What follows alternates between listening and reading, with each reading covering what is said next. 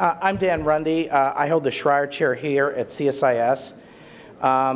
We just came from a very interesting breakfast conversation with the Minister of Finance of Canada and a number of experts to talk about seeing the MDBs as a system. And I think if we want to see the MDBs as a system, we have to think about leadership from shareholders. And Canada has a unique opportunity to lead. It's going to be the president of the G7. It's a generous shareholder of the international system. It's got a coherent vision for how it would like to see the MDBs operate. And so I think we're going to have a very interesting and constructive conversation about what is the potential for the MDBs and how can they work more closely together. It's a real privilege to be doing this in partnership with the Ministry of Finance of Canada. Canada is a great friend of the United States and great ally. And I think if Canada and the United States and perhaps some other shareholders can work together on a common vision, that they're going to be able to, the shareholders will be able to lead and partner with management of these institutions, because this is not your grandparents' developing world. It's richer, freer, more capable, more healthy, and more educated. But at the same time, we've got 30 or 40 fragile or failed states. So we got a lot of problems. So there's been a lot of progress in the world, and there's going to be a lot of progress in a good way going forward. And then on the other hand, we got a lot of troubles. And the MDBs have a big role to play in dealing with many of those challenges. And I know Canada feels strongly about this and has a vision. So it's a privilege and an honor to have my Canadian friends here with us. And I think we're going to have a very interesting conversation. With that, I'm going to turn the floor over to Christine Hogan, who's the Canadian Executive Director of the World Bank, who's going to introduce the Minister of Finance. Christine? Yeah. Well, good morning, everybody. Great to see all of you here today. As Dan mentioned, my name is Christine Hogan. I'm the Executive Director for Canada, Ireland, and 11 Caribbean countries. And I'm absolutely delighted that Dan and the Government of Canada have managed to carve out space during this week of the annual meetings to talk about how we can be more systematic in coordinating the work of all of the multilateral development banks. So I just wanted to start with that. It is really a great privilege for me to have the opportunity to introduce our lead-off keynote speaker this morning, Minister Bill Morneau, Canada's Finance Minister. As all of you would know, Minister Morneau is the governor for the bank for Canada, and it's really a great privilege that he's carved out his time this morning to join us. Bill Morneau was appointed Canada's Minister of Finance by Prime Minister Justin Trudeau in his first cabinet on November 4th, 2015. This followed his election as the Member of Parliament for Toronto Centre. Prior to entering politics in 2015, Minister Morneau had a very successful business career. He became the president of Morneau Chappelle in 1992, and under his leadership, the company expanded to become the largest Canadian human resources company, and he took the company public in 2005 on the Toronto Stock Exchange. Bill Morneau's community service in Toronto is widely recognized and appreciated. He has worked to help street kids, support the arts, and improve citizens' access to health care and education. And his personal commitment to international development issues is also of note. He founded a special school for Somali and Sudanese youth in an African refugee camp. Note to our audience today is the fact that Minister Morneau has shown that he genuinely cares about issues that are not typically on the top of mind of finance ministers. As an example, during his first World Bank IMF spring meetings in 2016, Minister Morneau participated in a panel discussion on how to make mental health a global development priority. And on gender equality, under Minister Morneau's leadership, the Government of Canada delivered its first gender-framed budget last spring. He has also challenged both the World Bank and the IMF to enhance its gender diversity at the board. Having a finance minister, a G7 finance minister like Bill Morneau, who is prepared to champion these issues, can be incredibly powerful in moving forward the global development agenda. An important fact as Canada prepares to take on the presidency of the G7 in 2018. Ladies and gentlemen, please join me in welcoming the Honourable Bill Morneau, Canada's Minister of Finance.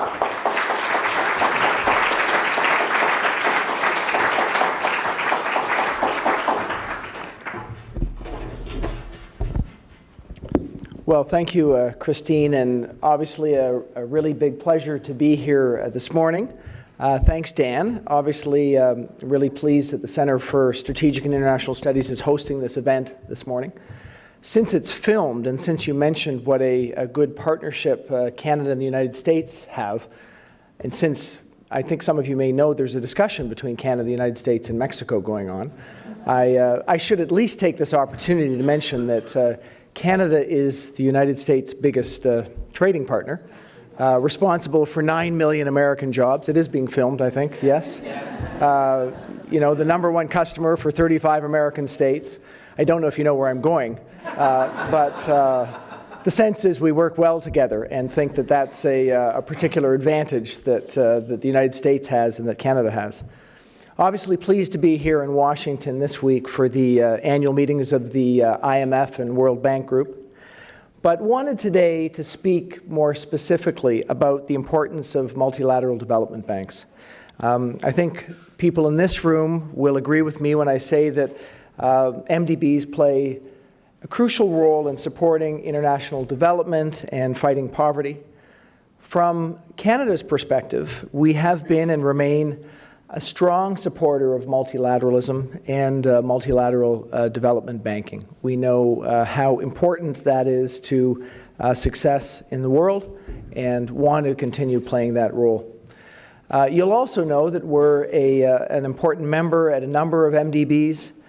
We see them as very effective instruments for achieving the UN's Sustainable Development Goals and other policy objectives globally, such as creating growth whose benefits are shared by everyone. That's a key theme in our government, not just focusing on growth, but thinking about how we can ensure that that growth actually makes a broader difference in our societies. Over the last 2 years, our government has been working to put in place a plan to ensure that the benefits of growth are widely shared with what we call in our country our middle class and those working hard to join it.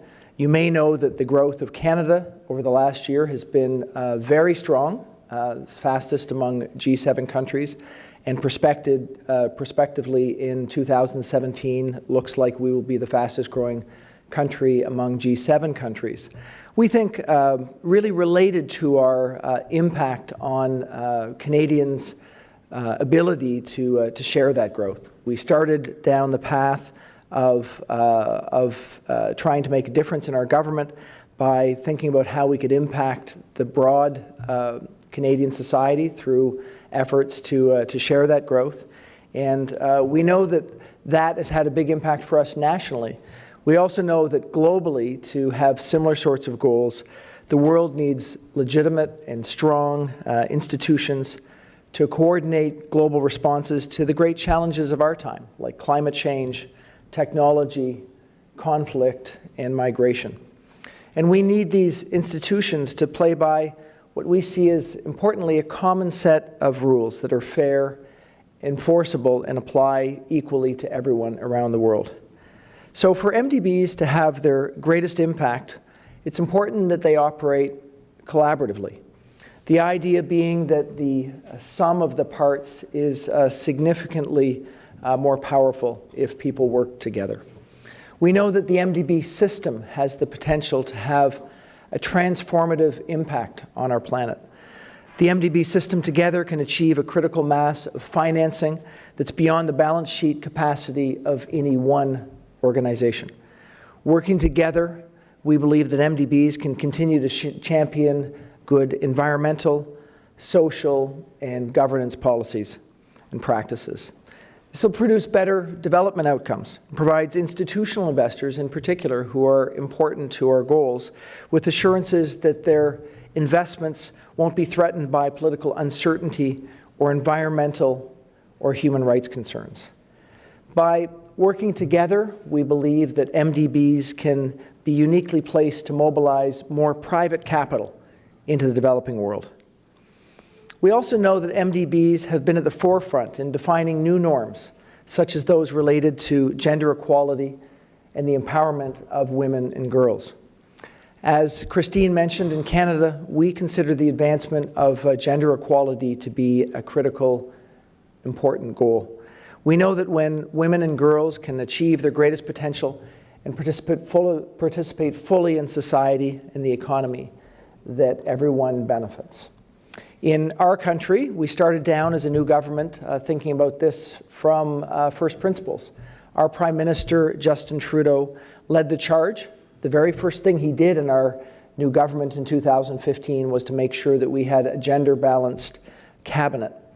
We've also, as Christine mentioned, integrated gender decisions, gender balance into all of our decisions around our government by putting the idea around a gender analysis in our 2017 budget. We told Canadians that this was going to be an important way that we decided on every single thing in our country, knowing that that will have a greater impact on economic empowerment of women and girls. We've expanded access to early learning and childcare, introduced pay equity to try to close the gender pay gap, and we're working hard to increase the representation of women on boards in our country. We, in our 2016 budget, introduced a new approach to child care benefits in our country, what we call the Canada Child Benefit. It was simpler, it was significantly more generous, it was better targeted, and it was tax-free. Now, what we did was, by tying that benefit to income, it provided greater support for those who really needed it. And by that, we meant single-parent families, and importantly, in many cases, single mothers, where we could have the biggest impact on Canadian families. So for us, it was about reshaping norms and behaviors so that we could have more equality in our country, which we know in turn fosters more sustainable and inclusive growth.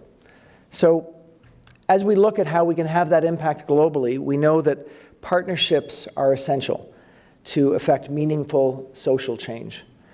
Importantly, this applies to multilateral development banks. When MDBs work together, we've seen that they can achieve the momentum needed to reshape norms and behaviors around the world.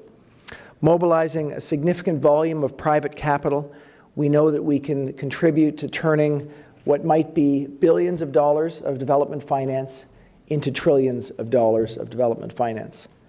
We can see that MDB as a system could help to create new asset classes, in particular a new asset class of emerging markets infrastructure project bonds, which could have such significant impact around the world.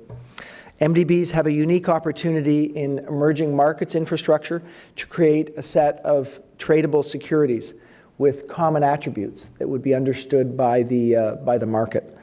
We've seen one recent transaction in which the European Bank for Reconstruction and Development, along with MIGA of the World Bank Group, was able to credit enhance project bonds for the construction of a hospital in Turkey. And what was particularly interesting about this transaction is that the project bonds achieved an investment-grade credit rating, which was higher than a rating of even some sovereigns. So that gives us a sense of what's potentially there. Our goal and our intent is to work with other MDBs to explore how they can partner with MIGA, the industry standard for political risk insurance, to replicate this success story in other parts of the world. Creating a set of standardized investment securities is just one example of how MDBs working as a system could achieve a transformative result. In this case, mobilizing a large volume of private institutional capital. Such a transformative result, we know, is beyond the ability of any single institution working independently. Following the global financial crisis of 2008-2009, there's been a renewed appreciation for the unique role that MDBs can play in our world. During the crisis, when the global financial system's credit supply suddenly and almost completely dried up, many experts feared that emerging economies in particular would be cut off from international capital markets. But we know that MDBs stepped in to make short-term money available to emerging markets and developing economies, demonstrating their incredible importance at a critical time for the global economy. Historically, countries have helped one another succeed by building on what we share in common. We all want a better life for our citizens. We want to see them benefit from economic growth and development. We know that MDBs are an important instrument in helping to achieve that goal. By working in partnership, we can drive investment, create new opportunities and new benefits for people around the world. From our perspective in Canada, we want to make sure that we can be counted on to be a reliable and trustworthy partner in facing our collective global challenges together. I want you to know that we'll be an advocate for how we can work with MDBs to have the biggest potential impact around the world. We look forward to continuing our work together with you, knowing that only in collaboration can we have the biggest impact. So thank you for having me here today. Thank you, Dan, for hosting this. And I'll tell you that, that we will work together with you and stay on this. Thank you.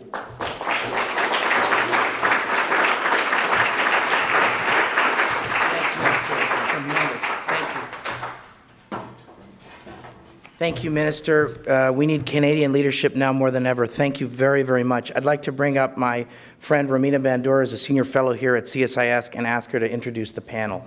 Romina, I'm going to turn the floor over to you. Yeah. So we've got two panels, and just bear with us for a second. Romina, over to you.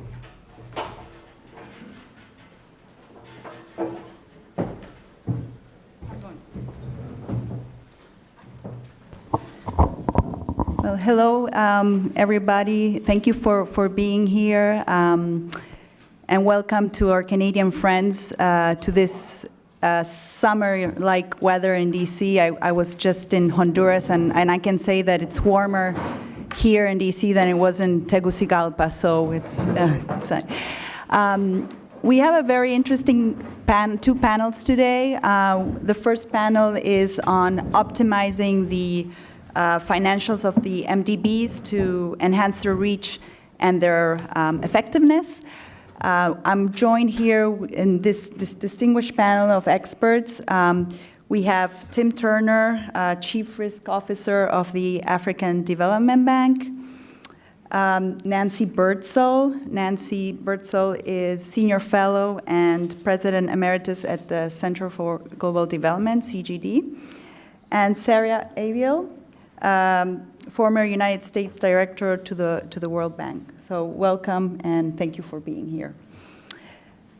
I'm just going to say a couple of words, and then we'll start a conversation. And I don't think we might have some few minutes for Q&A, but we have about an hour.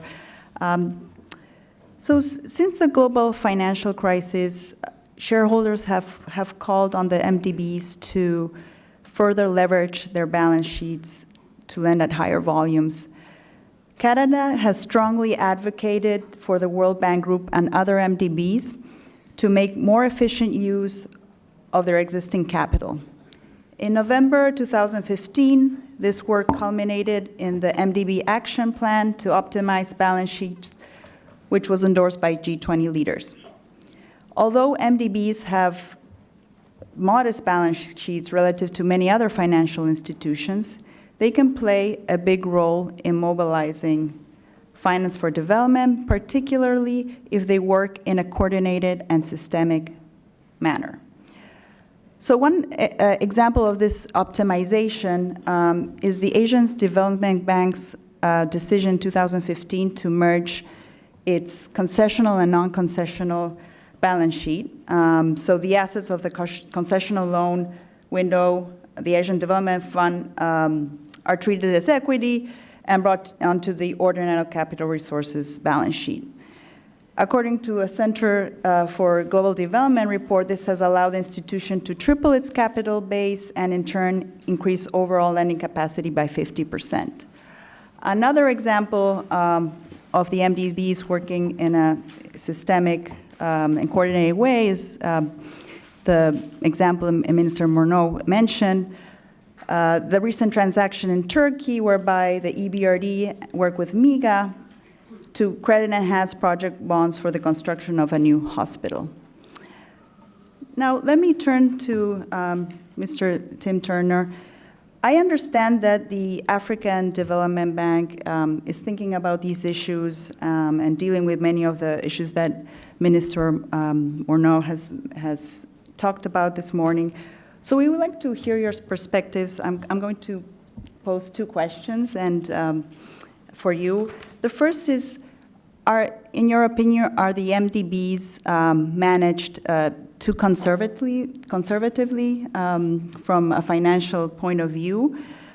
Why or why not? And what other areas, instruments, or approaches should be included in this balance sheet optimization? Thank you very much, and it's a pleasure to be here. Now you've posed some interesting questions for me to respond to. I mean, the African Development Bank has gone through quite a transition. We, over the past few years, have now started to find ourselves very much capital constrained. And we are facing the situation that the Asian Development Bank and the World Bank have done, looking at these different balance sheet optimization options, the merger approach, the transfer approach, the approach of having the soft window go to the markets. And either of those approaches do, in fact, yield positive results. We would find that's a positive thing for the African Development Bank to consider as well.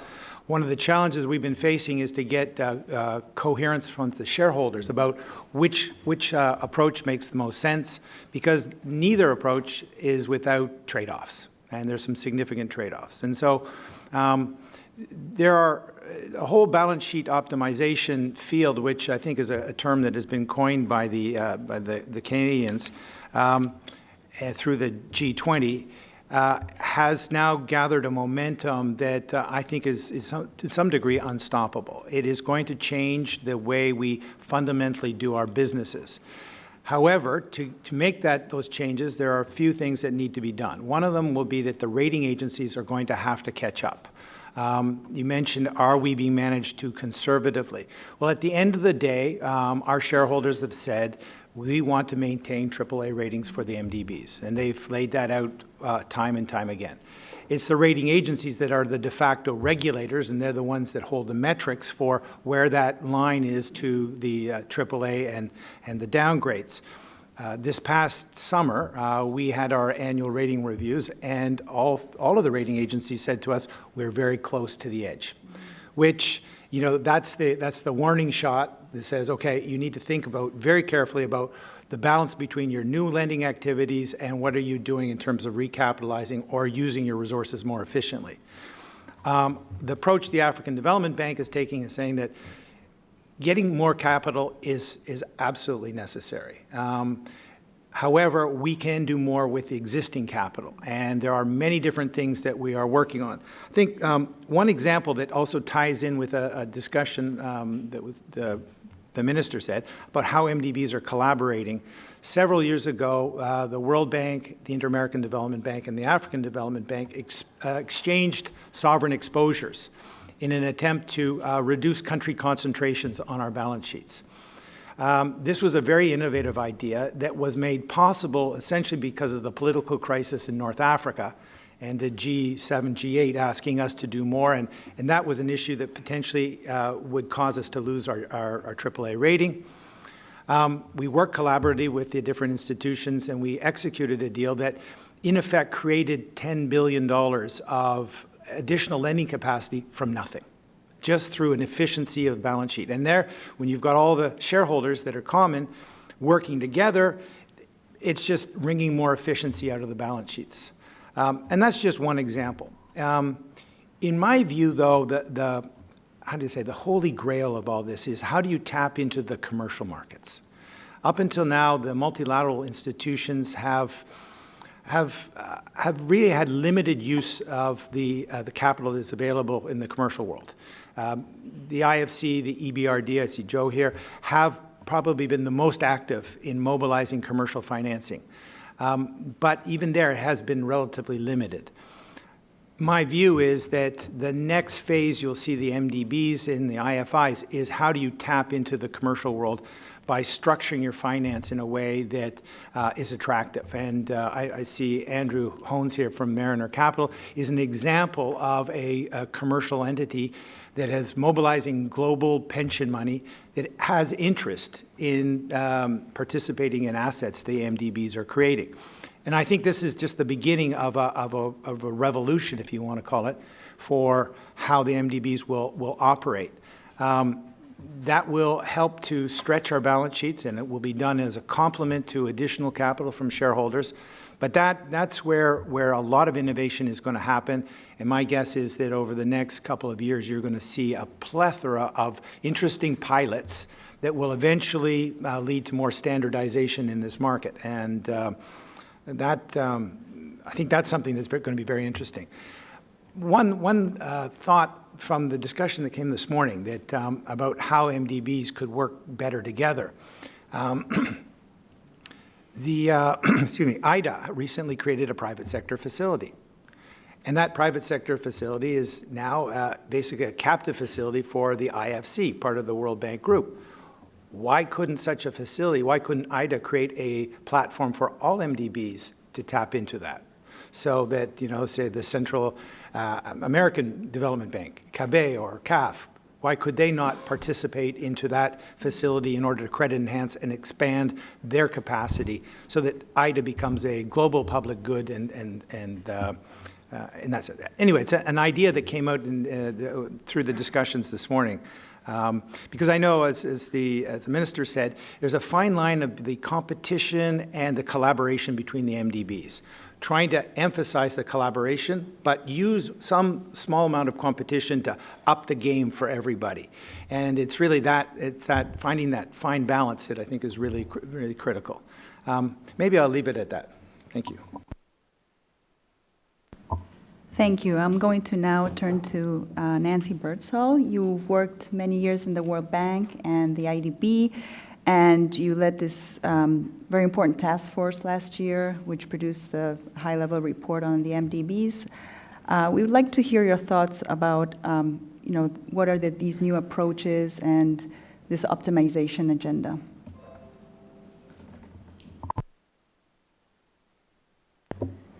It's a pleasure to be here and have this opportunity to lean on Canada to be even more of a champion in ensuring that there's not only balance sheet optimization on the financial side, the creation of these new asset classes, sweating the capital that already exists in the multilateral banks.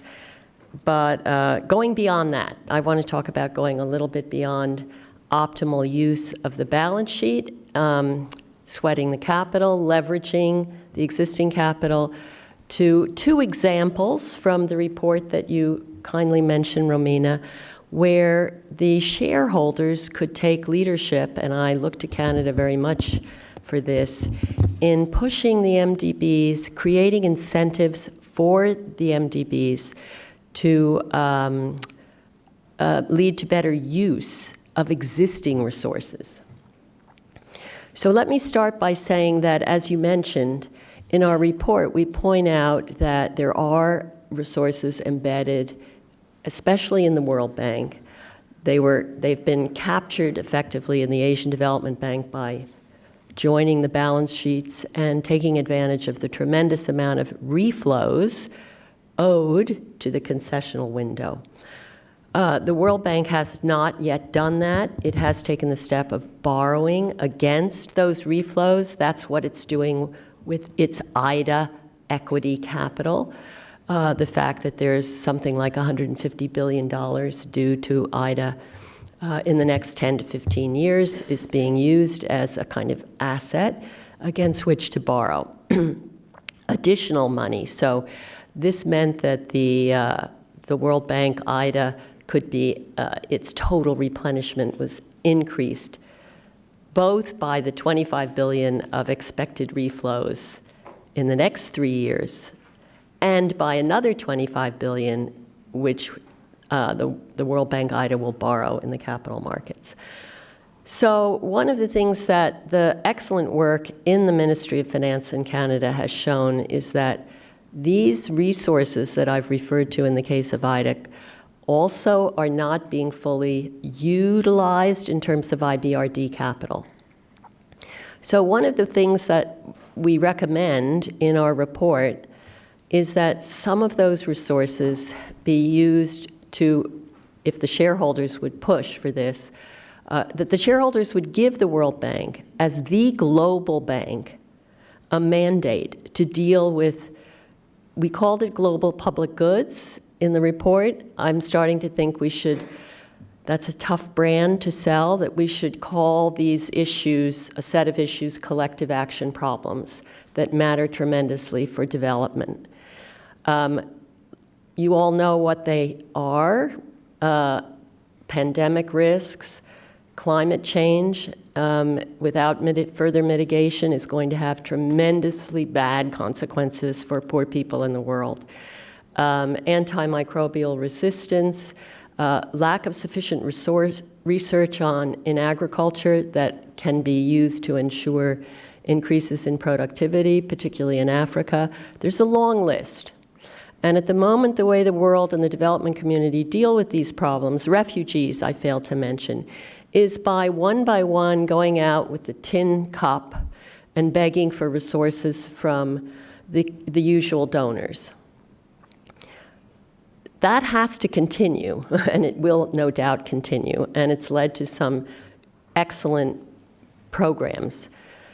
The problem, however, is how to enrich that and sustain it, to go beyond ad hoc, sometimes unsustainable approaches to something where the world, the development community, is looking together. What is the optimal use of, we suggested starting at trying to spend or have resources to spend $10 billion a year on dealing with collective action problems. And the World Bank could do that, including by sharing some of those resources when it made sense with the other MDBs. For example, by subsidizing loans to countries that otherwise have little incentive to borrow, in order to deal with the problem in one country that has, which dealt with, would have positive spillovers for the rest of the world. Simple examples. What are the incentives for Indonesia right now to borrow to deal with the tremendous problems of illegality that are leading to forest fires and costing the world, in terms of pollution and health costs and climate change, a lot? What were the incentives, not sufficient, for Jordan and Lebanon to borrow from the World Bank to provide education and health services to the millions of refugees that it's hosting? They were not sufficient. So Jim Kim went around with the begging bowl to raise resources from the usual donors in order to subsidize what would normally be a conventional IBRD loan to those countries, Jordan and Lebanon, who would otherwise not have wanted to borrow at all, to deal with the problem that they saw as a regional and global problem, not their own. So that is one of the recommendations in the report, is using greater sweating of the capital, which Canadian work has, been leading in showing the potential, including in the World Bank, to create something like a collective action fund, where, by the way, there would be a setting for all shareholders to work together and debate what are our priorities over the long run. I believe, because the World Bank took leadership back in the 1960s to set up the IDA window, that there's no question that if this got started over time, it would become more effective, possibly bigger. It would be a way to address a set of problems which now the development community is, well, in many respects, failing to be coherent about. The second example has to do with the African Development Bank. The problem that Tim Turner, the challenge that Tim Turner and his colleagues at the African Development Bank face is that it does not have the size of reflows. It does not have a big enough portfolio on the concessional side. It's very small compared to the Asian Development Bank, and certainly tiny compared to IDA. It does not have the size to generate, even if it could go to the markets and get a AAA rating on those expected reflows, for it to enhance that much. So that much the amount of concessional borrowing it could do, borrowing in order to do concessional. Let me give an example. The World Bank's 2016 replenishment of its soft window was $75 billion in total, 25 in contributions, 25 in new borrowing to be done, and 25 in expected reflows in the 3-year period. More or less, those numbers aren't exactly right.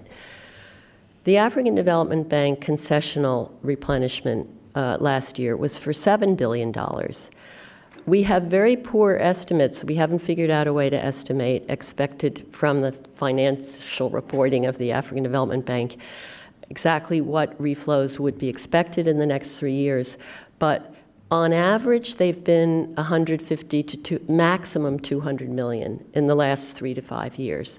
So we're talking about a maximum over 3 years, a maximum of 600 million in reflows, compared to 25 billion into IDA.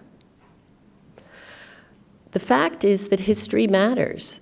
The African Development Bank is younger and has had a smaller portfolio, both on the concessional side and on the hard window side. That means it is not sitting on as much capital.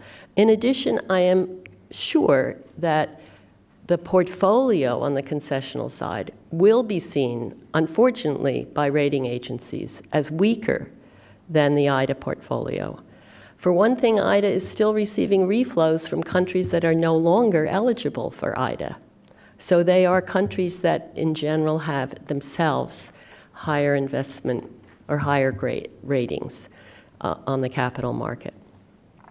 In addition, of course, over time, so we have an imbalance between World Bank IDA. This is an example. I'm not going to the capital side of the imbalance. So in our report, we recommended that the shareholders take leadership in the next 10 to 15 years in trying to rebalance somewhat what are now lopsided difference between IDA's resources and the concessional resources at the African Development Bank. Why? I think that some of this recommendation personally came from my own arguments based on my time at a different regional bank, at the Inter-American Development Bank, where what I saw is the relevance and importance of having a regional development bank that complements, and yes, sometimes competes with, the big, older World Bank, and is able to take advantage of the tremendous assets in terms of expertise and so on of the World Bank through more collaboration, yes, but not driven by the shareholders saying, please coordinate, please collaborate, please, please, but is driven by incentives embedded in the respective comparative advantages of the two banks. Regional banks in general have more proximity and more ownership on the part of borrowers. And in Africa, which is one of the world's hugest development challenges at the moment, with so many fragile states, IDA, you know, our projections suggest that Africa, the number of countries eligible for IDA in 2030, I forget the number, but 86% of them will be in sub-Saharan Africa. It's now about 2/3. So, you know, IDA is going to become almost an African Development Bank based in Washington. The fact is that policy change is so fundamental to attracting private investment, particularly for regional infrastructure, and particularly for education and skills development in Africa, that you can't really anticipate tremendous progress only from magic of, new asset classes. What is needed is leadership and ownership in Africa of continuing reforms on the political as well as on the economic side, and of returning to the period of 10 or 15 years past of really sensible macroeconomic policy and the beginnings of attempts to deal at the micro level with institutional and governance problems. That's where I could see a regional bank having effective partnership with the World Bank. Now, I have just tried to give two examples where leadership is needed from the shareholders, where a champion is needed for the creation of a mandate at the World Bank to deal with collective action problems that are affecting poor people in the world. And leadership is needed from the shareholders to saying, are we really going to see the regional bank for the continent with the biggest development challenges, the most fragile states, the toughest, politically toughest reforms that need to be undertaken at the country level? Are we going to see a regional bank, in effect, somewhat marginalized over time as the World Bank in Africa has more and more and more resources? Is that the right way to look at the MDBs as a system? Let's think that through and look for ways to either rebalance the concessional resources and/or push for other changes, more co-financing. I'm not sure what they could be. I think the shareholders need to be creative, as they have been in one form or another over many years in pushing IDA, for example, and in pushing the World Bank into new areas. Thank you very much. Thank you, Dr. Birdsall. Now I turn to Sarah Aviel. Sarah, you represented the U.S. As executive director in the World Bank. We would like to hear your thoughts about how can the U.S. and Canada lead in this effort, and are shareholders ready for this shift? What's needed? Thank you. Thank you so much. I think these are exactly the right questions to be asking. I do think that too often shareholders tend to just be running from one meeting to the next replenishment, responsive to the agenda management of each of the different respective banks puts on the agenda rather than driving the agenda themselves. There's notable exceptions, of course, like the response to the crisis, as the finance minister mentioned, where we did really mobilize quickly to provide countercyclical lending. And then all too often, shareholders often add to the kind of bifurcation by thinking of the MDBs not as a system as a whole to be managed, but rather a tool that can help with whatever the initiative or theme that they're working on is. So you see always sort of a new announcement at G20s for a new trust fund of whether it's food security or infrastructure or women's entrepreneurship or whatever it is, all very valuable goals, but not, oftentimes it's side money rather than thinking, how do we use this system to really push on gender, which I know the next panel is speaking on, or infrastructure, or whatever it is. So I think the real push to have a more systematic approach is very welcome. And it does require a little bit of, sometimes at the governor level, there's a desire to sort of stay at the 50,000 feet of policy making. And it does require getting a little bit more granular in the operations, in the finances, to make these pushes across the board. And optimizing balance sheets is a perfect area because, as we've talked about, within the system, you want the right mix of competition and collaboration. And so you want the different banks to be competing on how to be more responsive to clients, how to be more innovative. You don't want them competing on undercutting pricing or quality of standards or other such approaches. I think right now, much of the discussion around capital is really consumed by this capital increase.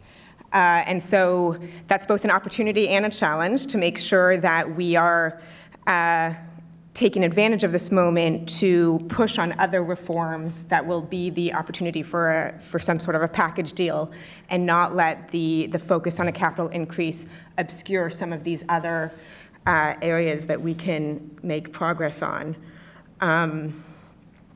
In terms of the U.S. perspective, I'm no longer with the U.S. government, but I know that the new administration is very focused on graduation and pricing as a priority.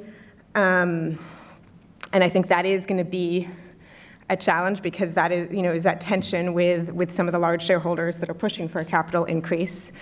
And I wonder if one way of, it's going to be hard to find the balance, but I wonder if one way of getting at some of what Nancy suggested is to embed that in the differential pricing, so that if you do have price increases, there's a way of whether or not you put aside the $10 billion, whether you can have differential pricing that embeds global collective goods into the pricing, so that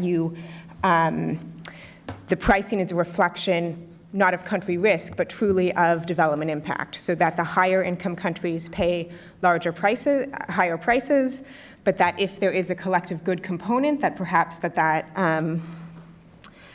can lower the price.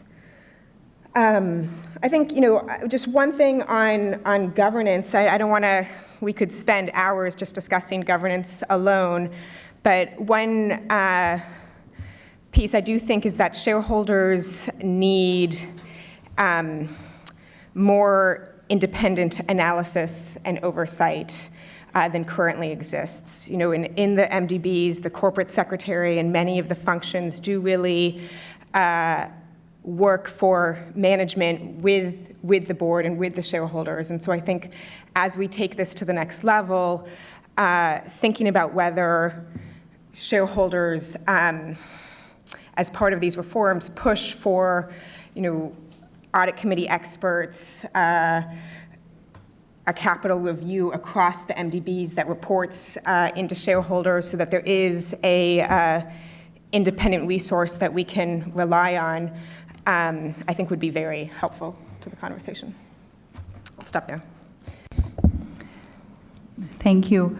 One follow-up question for Nancy. In your report, you talked about leadership and I'm going to quote you, determination and a strategic vision of shareholders to shift course.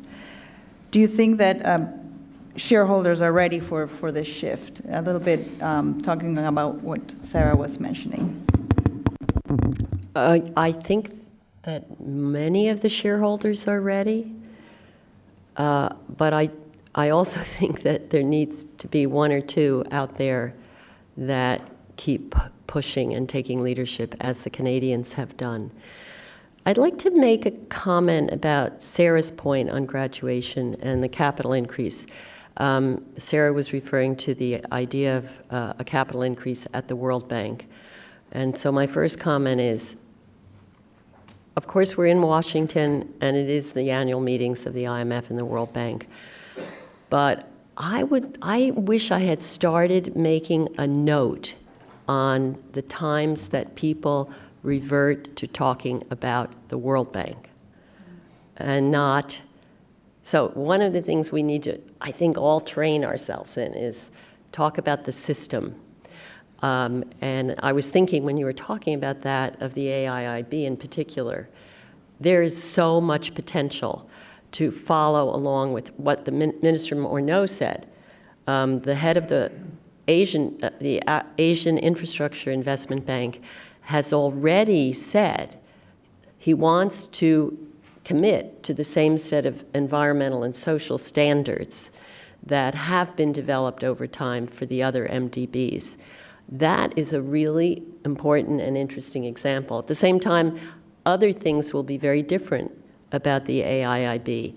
And I think everyone who's interested in the MDB system and in development needs to be watching What are those innovations? We have a blog post on our website with 5 innovations. I'll tempt you to look at it that have been introduced at the AIIB to the MDB system. Second thing I wanted to mention is Paul Volcker on the graduation issue. In the late 90s and 2000, when I was at the Carnegie Endowment, I managed a report. I forget exactly what the focus was, but it had to do with the multilateral banks. And Paul Volcker was the co-chair with Angel Gurria, who's currently the head of the OECD. And Paul Volcker was very keen on graduation. But he was not keen on changing the rules or on having many debates about which countries should graduate and which countries should be eligible for more lending and less lending. He was keen on differential pricing exactly the way Sarah mentioned it, which we also raise in the report that Romina mentioned. Namely, you charge more for IBRD loans to countries that are richer. Brazil. Why is Brazil, you know, I don't want to pick on Brazil. I love Brazil. It's one of my favorite places. But it's relatively more able to pay a little bit more in basis points than even Peru, certainly Morocco. You know, you could go down the list of IBRD countries.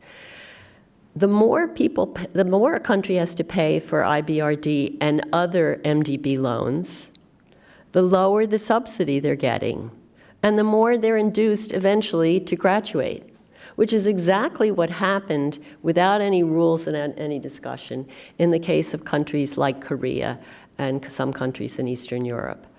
Then you don't have to have this debate. You don't have to have this argument about which countries deserve, more or less.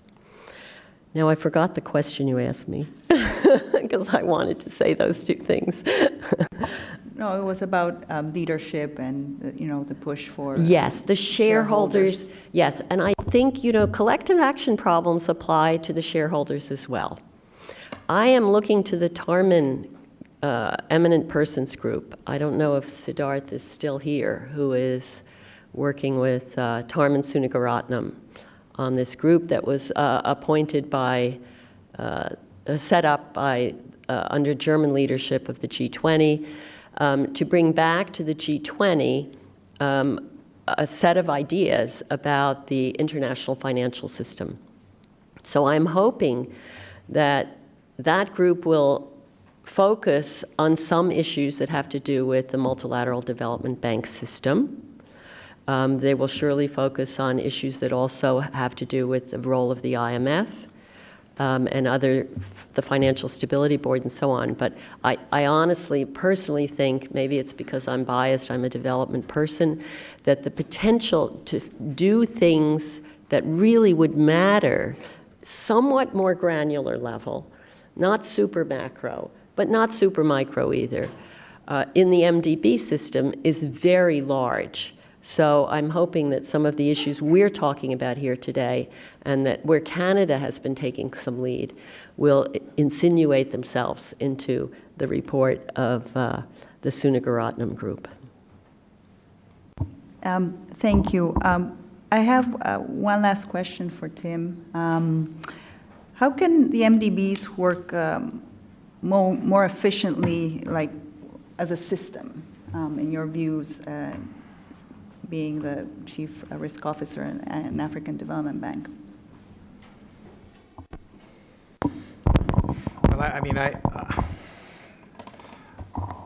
my competency is really around the financial side of the business, but I may stray to something that's beyond that, you know, all caveats associated with that. You know, I think we had a discussion about that earlier this morning, and there are certain things that are of a global nature that the World Bank Group is probably ideally suited to do on behalf of the MDB system. You know, some of the diagnostic work, that type of thing, they're very well positioned. And there's probably opportunities for, you know, better resource allocation between the institutions by saying, okay, there's certain institutions will take the lead in things, and others will not do those, replicate those things. I think there's something that Joe Eichenberger said this morning about not having to reinvent the wheel all the time. We can learn a lot from each other. We don't have to have the new initiative. Why don't we take things that are already working and scale them? I mean, I see John Vasilevsky here, and I'm thinking about the Africa Guarantee Fund, which was something that was created at the collective between African Development Bank, the Danish government, the Spanish government. It's been in operation for 4 or 5 years, very sustainable economically. But the donor community seems to be thinking about the next new thing as opposed to saying, okay, let's take this thing and drive some real capital through it. If this model works, let's take it to scale. The African Guarantee Fund, by the way, is focused on SMEs in Africa, and that's all they do. And they do it extremely well. And they're an example of, kind of epitomizes the blended finance. I see Chris Clubb there. He identified kind of 4 boxes for blended finance activities, and Africa Guarantee Fund combines all 4 of them. It's sort of an interesting case study. But that's something that my observation is that there's always the new initiative that gets the focus as opposed to saying what is already working and let's just scale it up. We have our own equivalent of the IDA private sector window that's just been created. We did it about 5 years ago. It's called our private sector facility. Well, let's just stick that thing on steroids because it's done a phenomenal job. Let's open it up to other institutions to participate in it. Let's let the private sector get involved. Let's let the private sector get in behind it and reinsure it and take the risk out of that so that we can double, triple, quadruple, really scale these things up. There's so much out there already that if we took the building blocks and put them together and let the private sector get in behind it, I mean, the creativity of these financiers would be phenomenal. Of course, my big caveat on all that is that there were lessons to be learned from the financial crisis about what not to do, what we shouldn't let the private sector do. And so this is where our institutions will play a critical role of kind of governance. Where do you draw the line? But I think the opportunity is there, is huge. And I use that to segue into something I was saying earlier about the business model is going to change. MDBs have been a buy and hold business. We put a loan on the book for 20 years. It sits there for 20 years. That is an inefficient business. We need to turn ourselves into warehouses. Think of a logistic business, Amazon. Move stuff through. Get the deal done, de-risk it, and then look for private sector partners that are willing to take those assets, not just willing, are dying for the assets. Why are interest rates, global interest rates, so low? Because there's too much money looking for investments. They're looking for yield, and that's where our assets are proven to be, high yielding but fairly low risk. And it's the sort of thing that I know, and we can already see it. I mean, I'm looking at Andrew as a sample of the private sector who recognizes that there are assets in there that are very interesting and they can match pension money to MDB assets. They make their margin in the middle of it, but that's an efficiency that we can find in the capital markets that's got huge potential. There are 3 things, though, that are going to get in the way of that. One is the rating agencies. And I don't say this in a negative way, but they have yet to catch up with the modern finance world in many ways. The rating agencies look at multilateral institutions in a very classic way for the AAA rating. We're now going to use a set of instruments that they've never looked at in the context of MDBs. They've looked at those instruments for the private sector. How do you get those models to work together so that the capital benefits of these instruments can be reflected on our balance sheets and hence enable us to grow? So that's a challenge, and I think that's an education process and something that the shareholder community can help to continue to lobby for that. The second one would be on the shareholders themselves. There's an awful lot of talk about reform and change and innovation, but when you actually put ideas on the table, they say, sorry, not good enough for us, the NIMBY thing, right? Not in my backyard. And I used the very interesting example you mentioned that the Asian Bank and the Inter-American took their the assets from their soft windows, the sovereign assets, and merged them into the hard window, and effectively, created additional capital because there's no debt associated with that. We went to our shareholders and said, why don't we do that?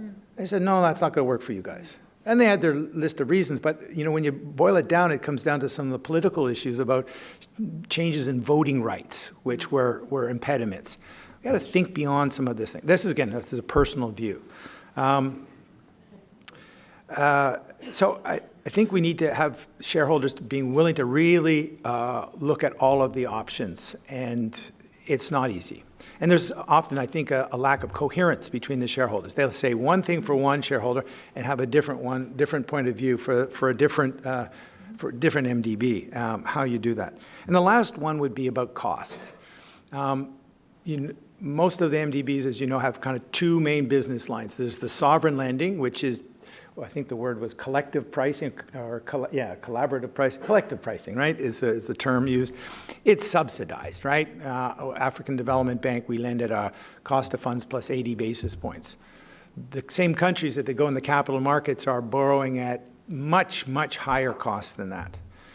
Our non-sovereign windows tend to be priced closer to market. We think it's close to market. And that they're relatively easy to structure and to find ways to churn those assets. On the sovereign windows, though, we may need to think about how do we get targeted donor resources. I think this is something the minister said earlier. There's grant money out there that is being used in a very, very inefficient way today. If we could leverage that grant money, we could get much, much more bang for the buck. Things like how do you turn something that is commercially uneconomical into something that is economical through some small subsidy that raises the interest rate on those assets to a level that is attractive to the commercial world. A very small dose of money could do that. Small dose of money maybe on first loss could make the difference between something that is not attractive to the commercial world to something that is extremely attractive to the commercial world. And I think those are the issues that we're going to really wrestle with over the next couple of years. And I think there's going to be a revolution, my view. I mean, I can see it already brewing. And one thing that has happened, at least in the African Development Bank, is that the talk of being more efficient with our balance sheet used to take place in the finance complex. Today, it's at the senior-most level of the institution. The president of the institution himself is into the weeds.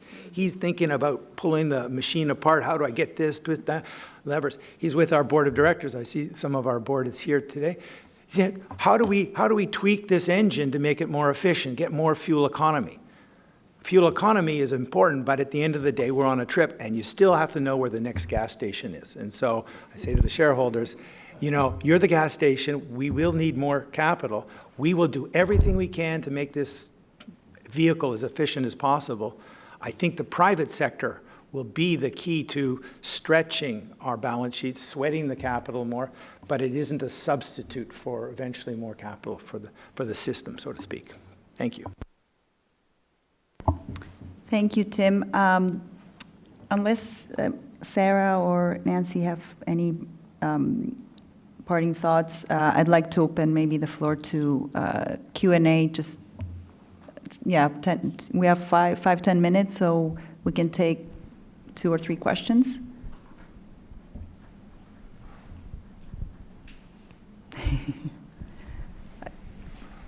and the lady over there. Please, please identify yourself and your affiliation. I've been asked to stand for the cameras, so otherwise I'd be for your close-up? otherwise I'd be seated. Neil Saravanamutu, Department of Finance, Canada. A question for Sarah, and that's from going back to your experience on the World Bank board. I'd be curious to know about the opportunities that you had as an executive director to coordinate and collaborate with what's going on in the other banks around the other MDBs, and really to be able to look at these issues on a systemic basis. And so what is the experience that you had, and what are the opportunities for improving that?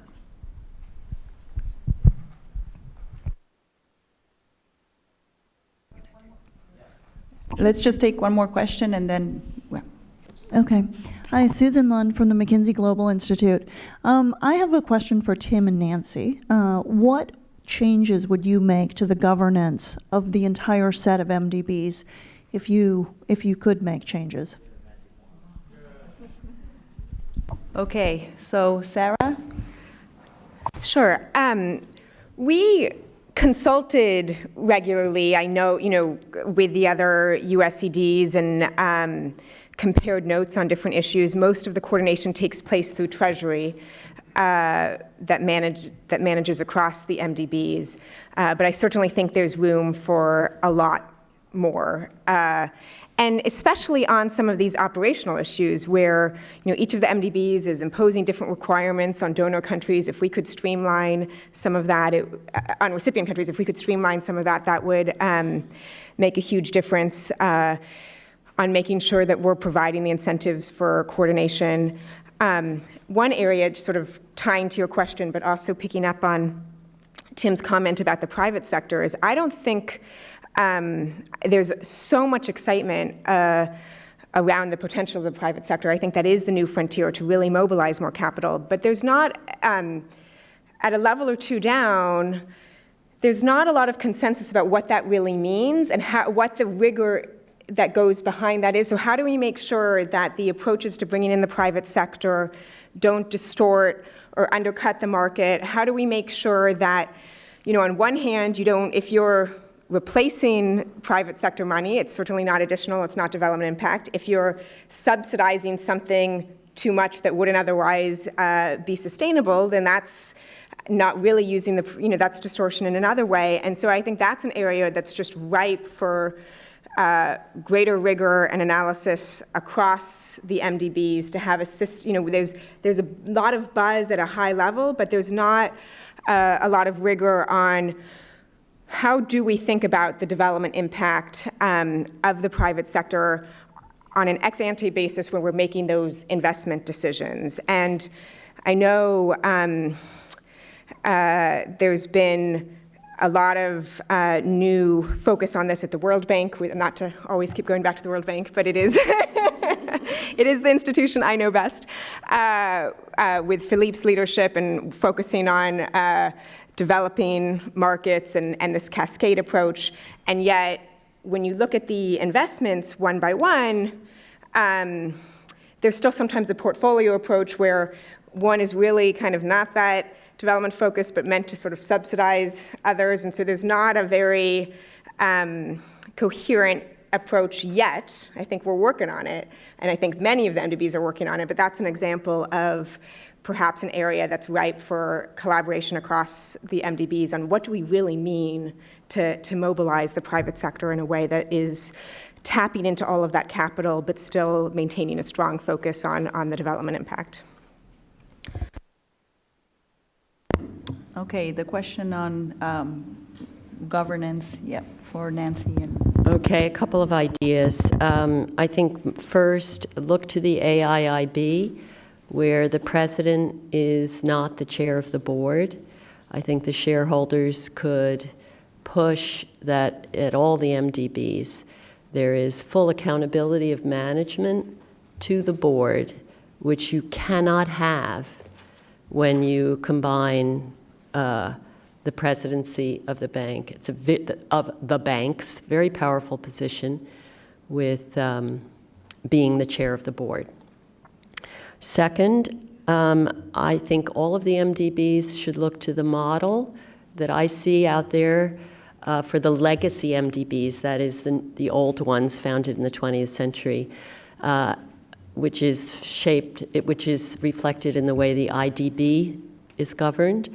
50% of the votes are with the creditors, and 50% of the votes are with the borrowers. And the president of the IDB is, because of the voting rules, always going to be among the borrowers. So you have leadership and ownership on setting the agenda, particularly on tough reform issues on the part of the borrowers. And you have a lot of good veto power embedded in the system, the way the IDB is governance, on the part of the creditors. There is no way the borrowers can run away with the creditors' treasure. I would also introduce double majority voting or some other special majority system at the World Bank, which would give the borrowers the ability, many small borrowers in particular, to work together to form coalitions prior to the formal votes to, in effect, block candidacy of any, and it's been historically always an American, that for one reason or another they did not think is the right person for the job. It would also, of course, with the double majority voting, for those of you who don't know what I mean, it's you need both a majority of the weighted votes to be elected, and you need a majority of the member countries to be elected. This would be very tough at the World Bank. The shareholders would have to take the lead because of the arrangement right now in terms of constituencies and chairs. And actually at the World Bank, it is not the governors of each country that participate in the voting. It's the board members representing various constituencies. So it's really kind of problematic in many ways. Finally, at the African Development Bank, Tim mentioned that the rating agencies had questions about the arrangements for governance. The problem at the African Development Bank is kind of the opposite. The borrowers have 60% of the votes on the hard window. Nigeria, a borrower, is the single largest shareholder. It's the only legacy bank where the borrowers, where the largest shareholder is a borrower that's currently having a lot of problems. So there's no champion among the borrowers. And the African Development Fund, the African Development Bank, as a bank, has, in effect, votes and influence in the African Development Fund. So the rating agencies look and they say, we're not sure about this. You know, we're not sure that the real creditors have sufficient control, depending on leadership, depending on politics, depending on many things. And I think that's what's behind the point that Tim raised. So yes, the shareholders as a group could look across the MDB system. They could learn from the AIIB, they could learn from the IDB, they could push for changes that have been long called for in the World Bank simply by doing a change in the voting arrangements, which would preserve all the control of the US and the other European, the rich creditors, but it would also give a kind of veto power and other sort of influence to the borrowers, which is very important now that we are living in a multipolar system. We do not have the benefit anymore of what I have called the US, the benign bully who ran the legacy MDBs very effectively for many years, but now it does not have the political willingness to pay up and to take leadership in all of the ways that the US did and could when it was the hegemon, in effect, at least in the Western world in the 20th century. Quickly, one thing that I find always so interesting is the focus on voting power, which Tim referenced in response to the decision about how to merge, and Nancy mentioned. There's so much focus on this, and countries do care about it, and yet it's completely divorced from the day-to-day reality of governing on the board. I think in my several years there, I think we voted maybe twice. It was on salary increases for staff that I think came down to a sort of donor-borrowing split on whether there was going to be a big salary increase, and I think maybe there was one pretty controversial project. But this is in approving thousands of projects and policies and strategies. The voting, it matters symbolically, and it's one of the few things where countries can compare each other and see who's bigger and what have you. But it doesn't actually matter on a day-to-day basis for better or for worse. And one of the reasons why it's for worse is that I think we don't have a culture at the governance of these institutions of really hashing through and forcing ourselves to make some of those hard decisions like the one you mentioned. It's oftentimes, if half the board prefers option A, and the other half of the board prefers option B, and C is the status quo, and everybody agrees A and B is better than C, we will still stay with C because we're sort of in this constant need for consensus and trying to build it up. So there's an organizational governance culture that is separate from the actual voting that actually guides much of these decisions, and figuring out a way to crack that is tricky while still making sure that you have a collegial atmosphere. Thank you. Tim, do you want to say? I mean, I stray into the territory of governance with great trepidation, and so take everything I say with a grain of salt. I agree with you that in practice, on the day-to-day basis, the voting rights don't really play out at the board. However, they do play out in certain key decisions, such as, how do you restructure your balance sheet? When you go through a capital increase, the idea of burden sharing, there will be, if one of the donors, a shareholder says, I don't want to go forward, but I'm not willing to be diluted, I'm not going to let someone else take my shares, they effectively have a veto on the capital rights process of the institution, which is problematic. And I think we're facing that situation now.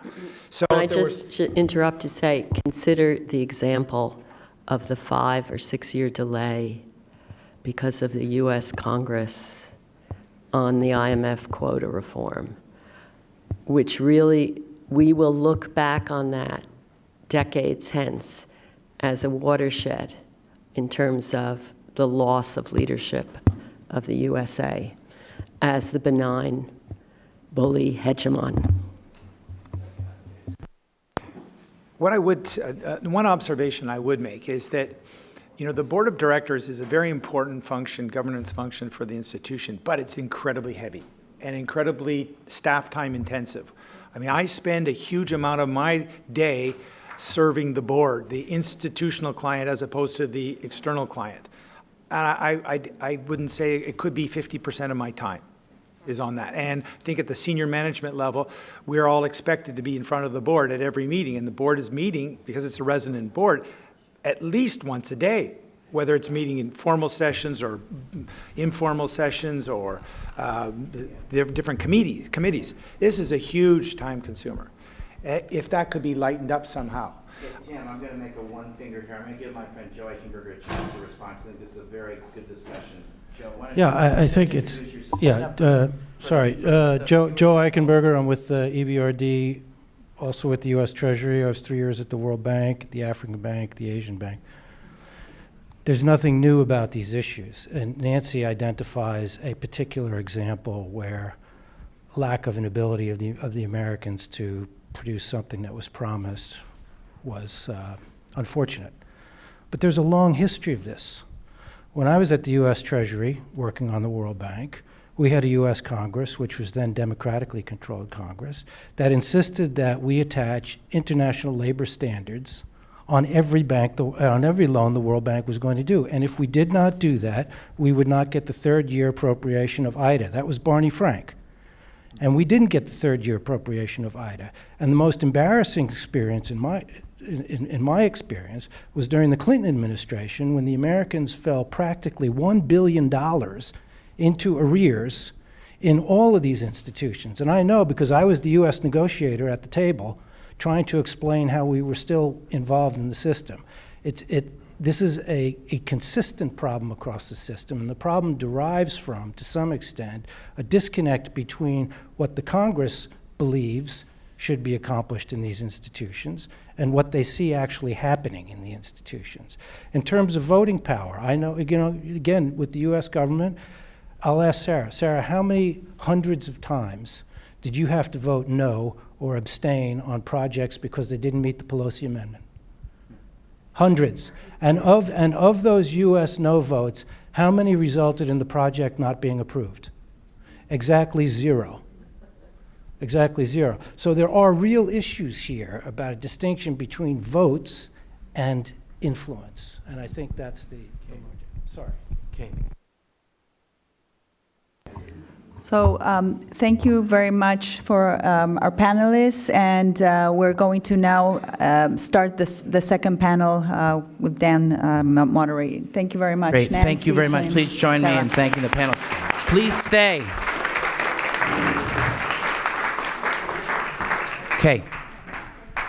Thank you. We're going to be talking about improving development outcomes as a system. I think we're going to be following up on this conversation.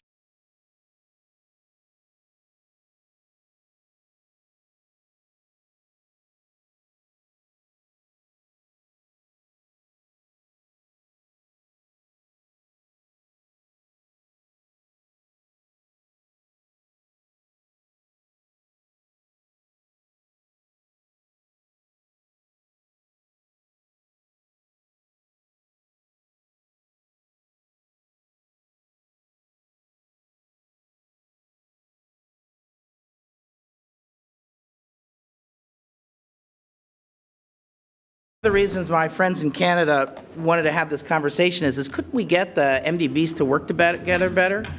I think there's lots of examples where the MDBs have worked together better. There's a whole conversation in international development about so-called donor coordination, which is also part of this discussion. But there's lots of incentives and disincentives for these institutions to work together. So it requires an additional focus and push. I think it requires specific energy from shareholders to do this. And so I think we've got the right group of folks to talk about this. My friend Joe Eichenberger has, I think, worked at all the MDBs and was, as he said earlier, with the U.S. Treasury. We also have my new friend Deanne Jacovella, who's the Deputy Minister of International Development for the Government of Canada. And then we also have Manuela Ferro, who's the Vice President for Operations Policy and Country Services of the World. I think we've got the right group to have this discussion. So, okay, so I'm going to first turn to my friend Joe. So Joe, you've worked at all these institutions. Can you give me some examples of when these MDBs have worked together and what were the ingredients for them to succeed at working together? Because I think that is going to be a critical question for shareholders. Thanks for being here, Joe. Thank you. Thank you very much, Dan. Yeah, I'll get that later. Yeah, I have to say, I mean, when Dan says you've been at all of these institutions and please talk about all of the good things that are working, it's a bit of a cognitive sort of disconnect for me because I think I bear some amount of personal responsibility for the deep dysfunction that that now exists in too many areas. There's lots of good things that are going on across the system. Don't make any mistake about that. But there's a great deal more that could be done. And as I mentioned just earlier, there's a sort of a cyclical and perennial interest in this whole issue of IFI collaboration. And it's a good issue and it's an important issue. And we've heard already abundant reasons why we should care and why there's more to be done. I think if I had to sort of characterize broadly the picture overall, it feels to me like in terms of coordination and collaboration among the international financial institutions, it feels to me like the ratio of actual accomplishments on the one hand to the amount of effort and promises being made on the other is risibly low. Again, not because people haven't tried. People have tried. Good people, capable people have tried very, very hard over a very long period of time. And I think we can only conclude that the record is what it is because it's very difficult. And it's very difficult for lots of reasons that maybe we can talk about here today. I would say generally, though, that if we expect better results in the future, it will only be because we find a way to do things differently than we have done in the past. And I think already this morning we've seen some ideas there. So let me just say, I'll say a couple of, to follow Dan's instructions, and I always follow Dan's instructions. Thank you. Maybe a couple of examples of success or progress, a couple of examples where I feel there's been shortfalls or failure, a couple of points on what seem to be the common drivers and maybe some of the obstacles around both successes and failures, and then maybe a couple of areas where there might be some promise. where greater IFI collaboration could yield some really unique and important gains. So in terms of success, I'm not going to include simply having the institutions all adopt certain policies that we all agree with. I'm not going to include that we're all in now on inclusion, and we're all in now on gender, and we're all in on climate change. Those are words, not actions. I'm going to try examples of actually doing things cooperatively. A few specific examples that characterize the different ways we can do this. In my region, Chernobyl. The Chernobyl nuclear explosion resulted in a very, very long-term, sustained, hugely expensive, and successful cooperative international effort to build a containment vessel. That's a big success. I'm dating myself, but I think back to the HIPC initiative, the Heavily Indebted Poor Country initiative, which was a collaborative effort basically to write down a bunch of bad debt, and that cleared the way for substantial inflows of new money. That was a very successful example of IFI coordination in my view. The Vienna Initiative post-financial crisis, where organizations gathered together to recapitalize banks that were at risk of failing.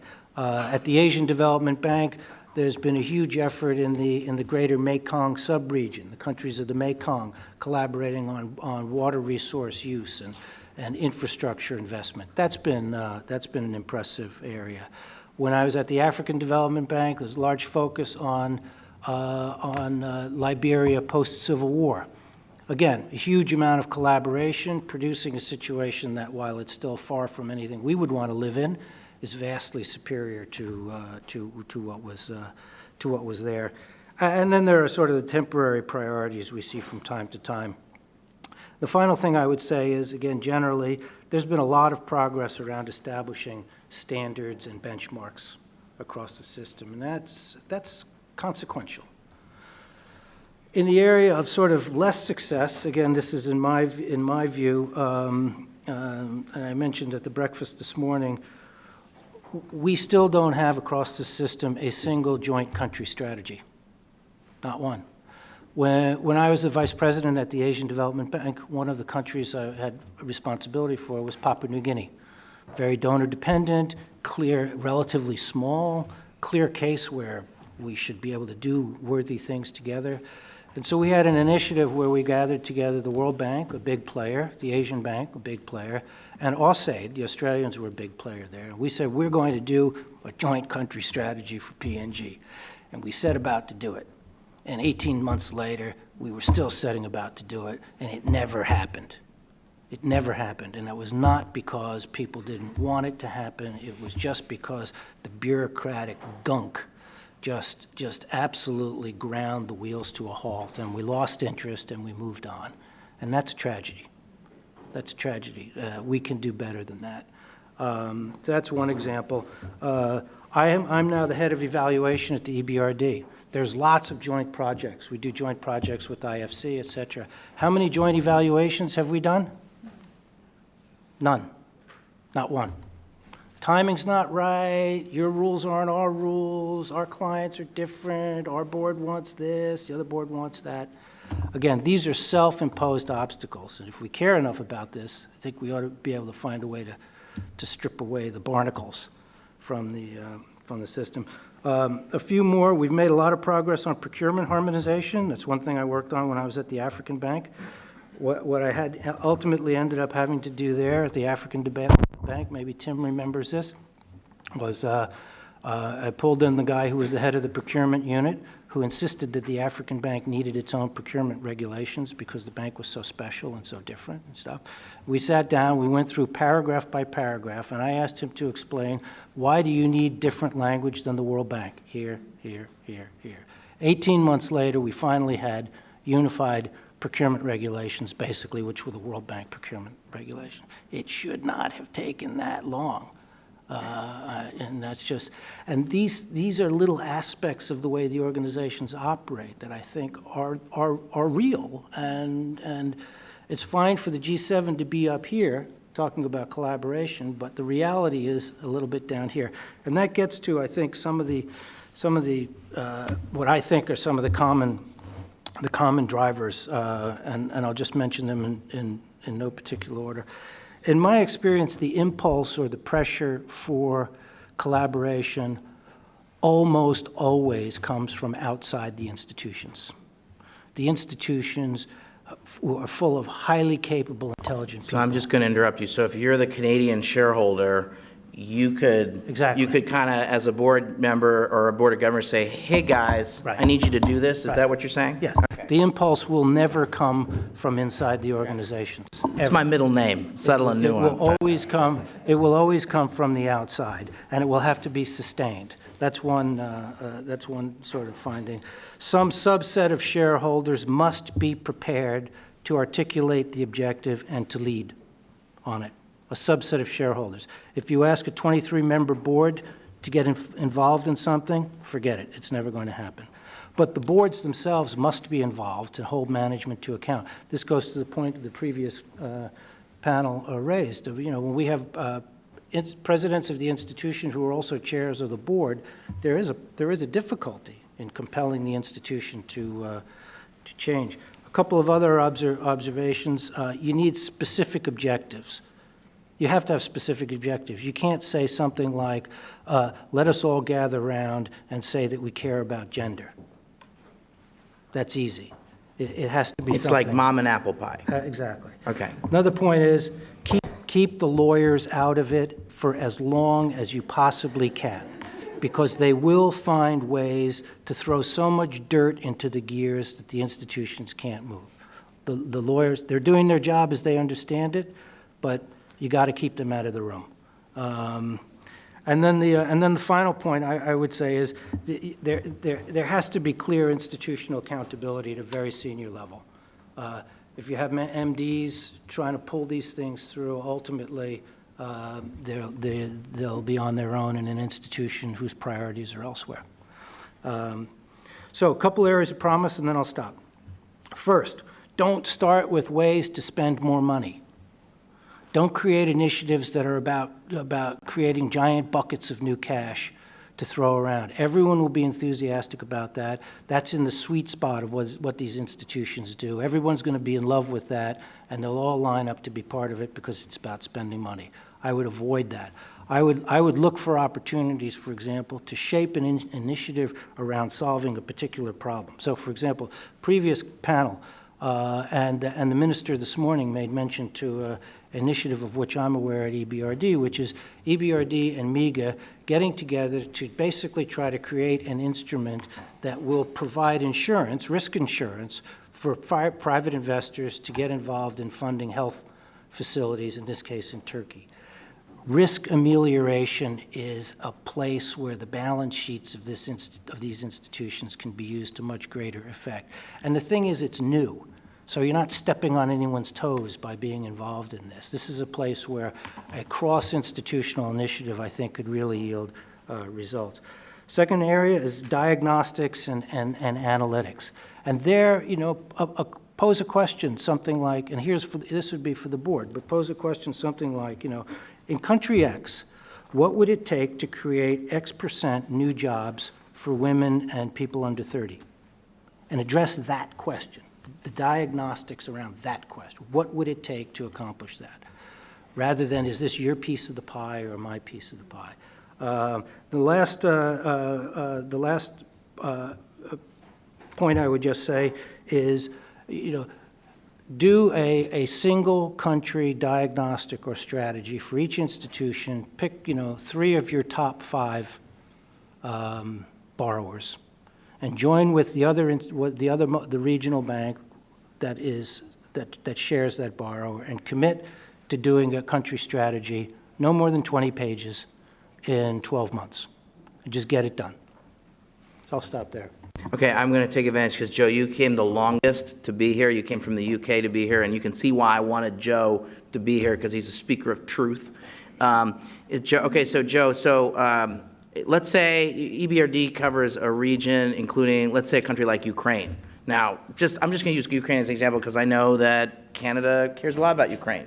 I care a lot about Ukraine. I own an orange tie in honor of the Orange Revolution. I was a I was a observer for one of the elections there, and I'd like to see Ukraine get a divorce from Russia. That's an editorial comment. But I just say that, so let's say you wanted to have, the challenges in Ukraine are pretty big. So let's, EBRD has doubled down in Ukraine. Canada cares a lot about it. The United States cares a lot about it. The World Bank has a big program there. How do you get the MDBs as a system to work in Ukraine? Well, I'd say, I think my initial reaction to that is Ukraine is too hard. Okay, I'm taking your coffee away. If you're going to, because I'm talking about going from nowhere. We're going from nowhere. Are you head of evaluations or something? You're brutal. At this moment, it's so political. You have the EU all over it. It's just, but it seems to me if the objective is to try something where the likelihood of success is relatively high, Ukraine wouldn't be first on my list. I would look for something that would be a little bit easier, because based on what I just said, all of this stuff is hard. It's hard for Tajikistan. So, I might pick something like Uzbekistan, which has been sort of outside the periphery of civilized nations for a relatively long time. Now in Asian banks. Is that what you guys say at the EBRD? I love that term. I'm with you, but do you use that term in MDB talk? That's great. No, I don't know. But see, I have the exquisite sort of privilege of being independent. So I'm with you. Anyway, so I would try something that's more doable, frankly. Okay. Okay, Deanne, thanks for being here. I think Canada has a unique opportunity for leadership. You guys are going to be the president of the G7 starting in January. You've put out a feminist international assistance policy, and so we've talked to, that hasn't come up yet. I know that Canada's very committed to fragile states and thinking about that. Canada's also committed to the francophonie, which I think everyone in this room knows is the French-speaking world, including Francophone Africa. So thank you for being here. Really appreciate it. So Canada adopted the Feminist International Assistance Policy in June, and the objective is to reduce extreme poverty, contribute to building a more prosperous, inclusive, and peaceful world. That's not different. That's the same objective we had before. But we come to the realization that if we actually want to achieve that objective, we need to promote gender equality, and we need to empower women and girls. Going back to World Bank reports in 2012 that talked about, yes, it's the right thing to do, but it's also the smart thing to do in terms of economics. You cannot leave 50% of your population, unemployed and unutilized. And for us, it's a major shift in a sense that it's not just rhetoric, it's also changing the way we will be making our investments. So there was also a commitment when we launched the policy that 95% of all our bilateral investment will either target or integrate gender equality. And that means also a significant shift in terms of what we expect of partners. You were saying, Joe, in terms of we need to be specific. So we've told our partner that we expect them, any project they submit to us for funding, that would apply for the MDBs as well, to do some gender analysis, to have consulted women's organization locally, so we know exactly what the needs are, not people in Ottawa or in Washington that decide what they need. So consult them and involve them throughout the development of the project and be part of the decision-making of the project. And we will be evaluating how successful we are at changing those social norms. And I think the MDBs can play a central role in helping us implement and adopt that feminist approach to international development. The first thing that I would say where the MDBs are very helpful and where we need more of their leadership is around research and data. We know that we're still missing a lot of sex disaggregated data. We can't assess enough the impact of what we do. So we need the MDBs to help us measure the impact of projects so we know if we're actually helping or hindering women economic empowerment. We need to know what works and what doesn't work. Often we have a tendency of not wanting to really talk about what doesn't work. And I find often we learn more about what doesn't work than what works. So we really need to spend time doing this. We also need to ensure the standardization of data. And that's where I think the MDBs as a system would help so much developing countries if we could agree on reporting, on how we will put some requests on them, and also help developing countries to collect and analyze that data. And that's a key role that only the MDBs can do. A second area is we need more resources if we want to make a difference.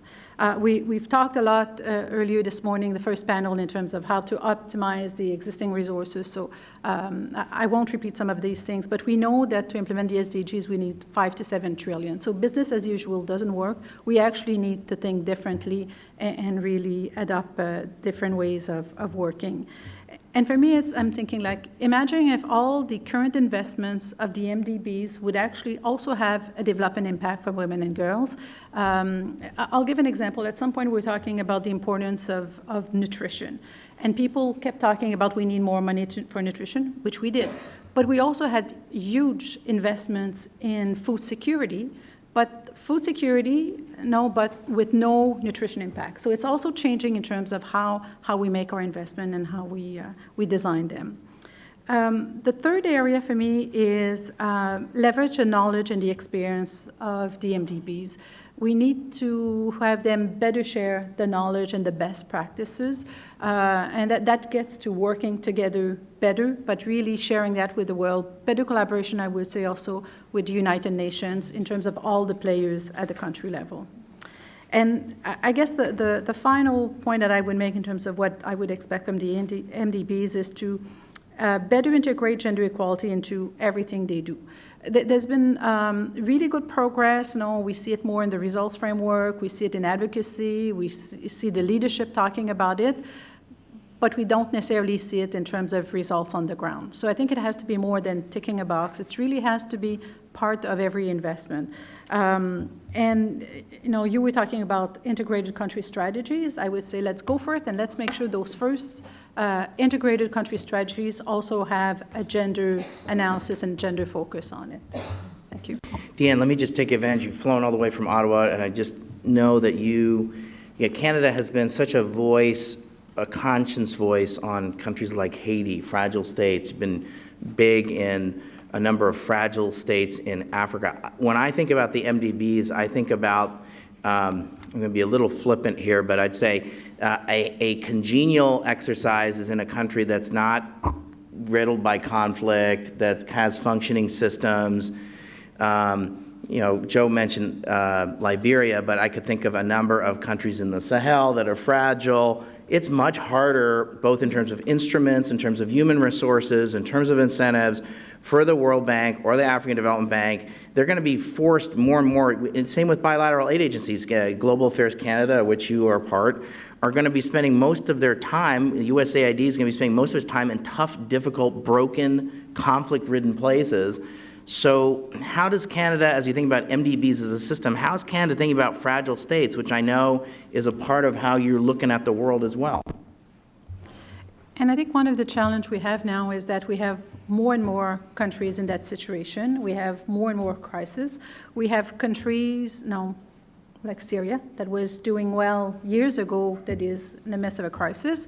So we're all hopeful that at some point we'll get to a peaceful resolution. But all of these countries have actually weak governments and weak governance capacity. They also have difficulty absorbing funding. So we might put a lot of money towards them, but we commit to investing so much over 10 years, and then it's over 15, over 20, because they can't absorb. Or we don't build the sustainability. We actually just provide the services for them rather than start from the beginning in terms of building the local capacity.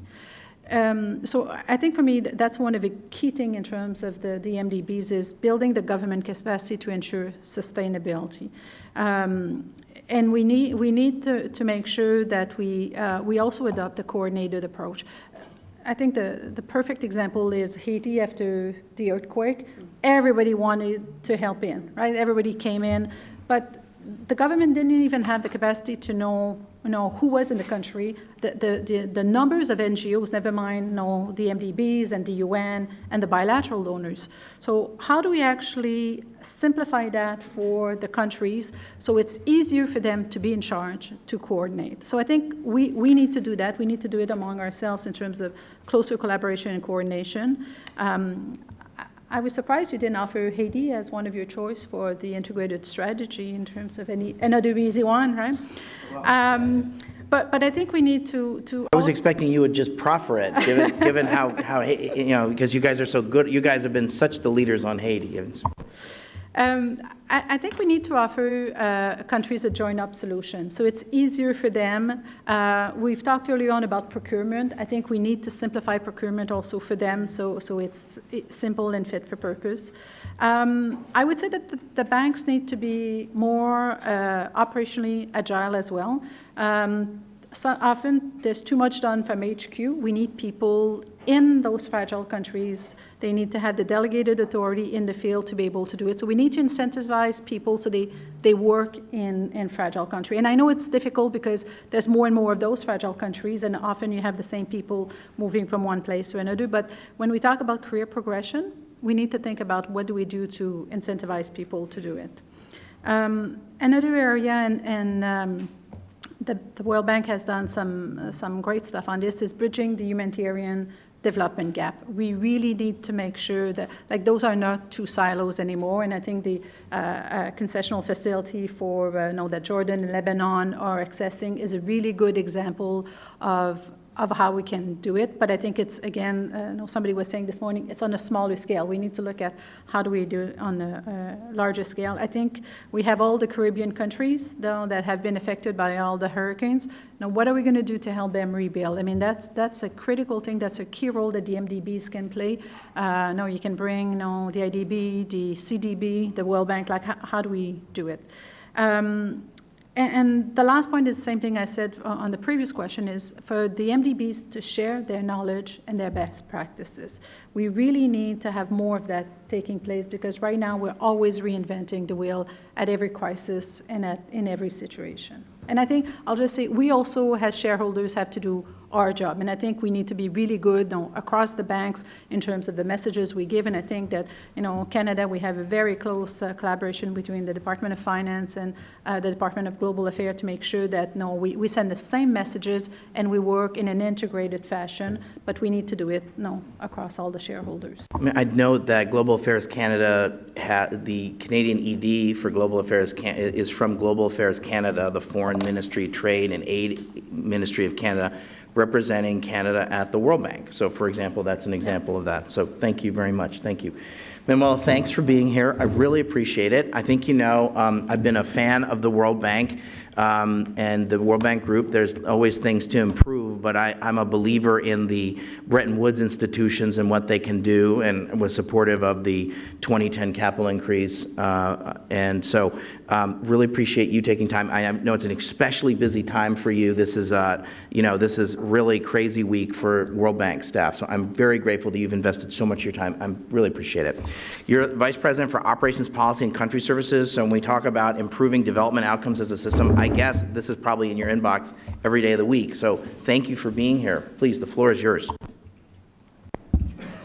Thank you very much, and thanks for the opportunity to come here today.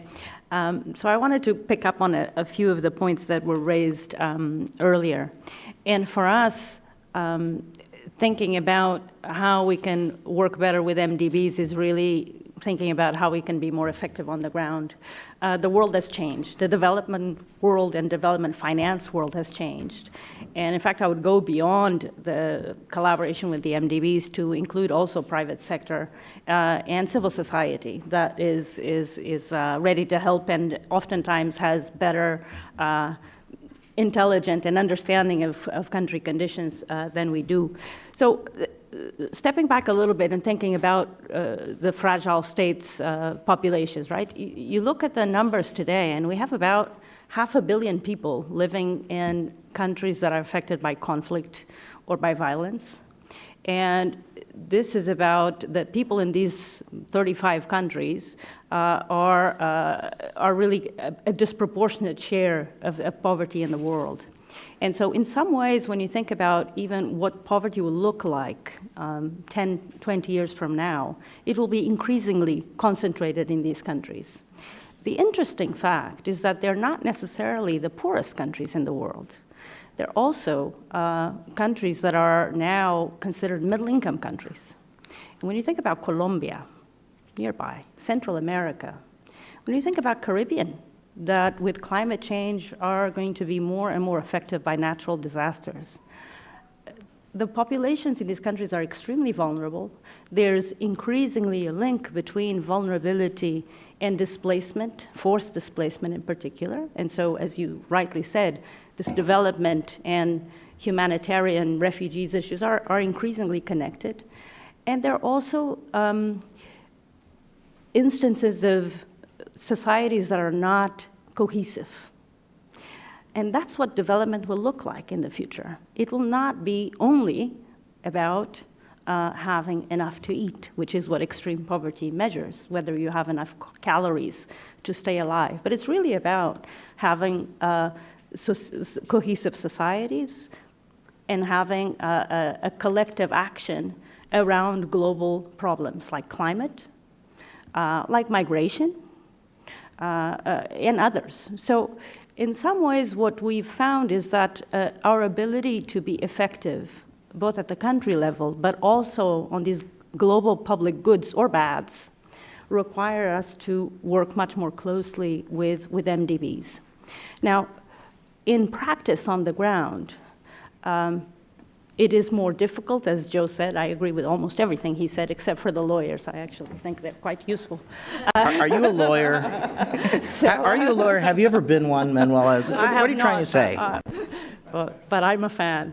So in practice, what does this mean?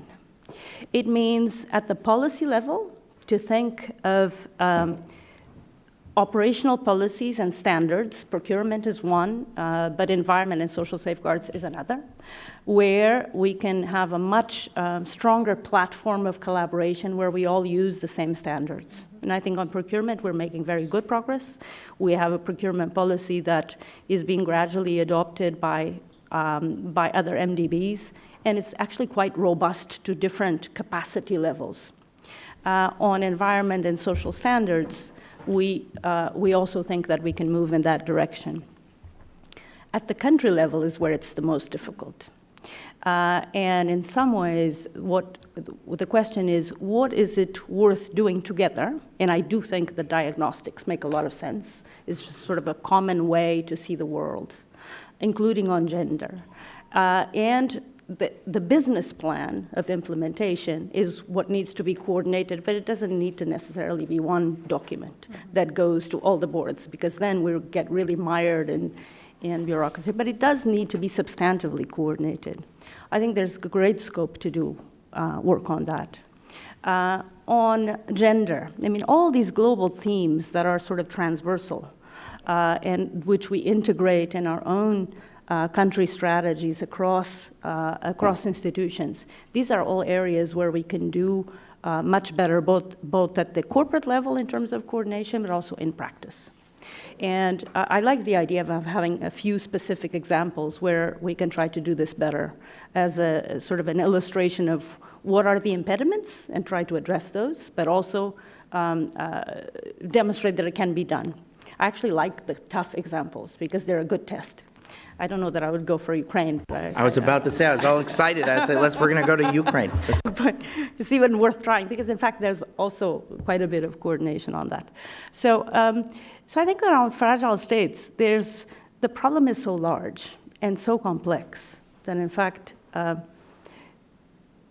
it's impossible to make a difference without coordinating. And we've learned that early on. I actually worked on Mozambique right after the war when I was a very junior staff at the bank. And it was impossible to make any progress without talking to the UN, for example. It was about demobilizing soldiers. It was about opening roads. It was about integrating populations, refugees. That whole link with development was very apparent. And it was also a platform for coordination with the African Development Bank in particular, and the IMF. So the question is how we do that in a more systematic way. And what does that look like without making us more bureaucratic than we need to be? Thank you very much. Thank you. All right, I want to open it up because I know there's a lot of thoughtful people in the room, so I'm happy. Otherwise, I'm happy to ask questions all morning, but I know there's several thoughtful people in the room here. So I want to hear from this gentleman here, but I'd like to bunch them. I'm going to bunch these questions together World Bank style. So we're going to, this gentleman here, who else has got a question for me? Others? And this gentleman here, and this woman here. Good. Hi, my name is Chris Clubb. I work for Convergence Blended Finance, funded by the Canadian government, actually. We're just dedicated to mobilizing private sector investment into developing countries through blended finance. I just want to go back to what Tim Turner said. I just wanted to identify something that is excellent. By the way, I'm an ex-colleague of Joe Eichenberger, used to work closely with him at EBRD. Tim Turner mentioned Africa Guarantee Fund, which John knows quite well. An excellent example of something that the MDBs don't do well. They created a vehicle that is really bearing SME risk in partnership with local commercial banks.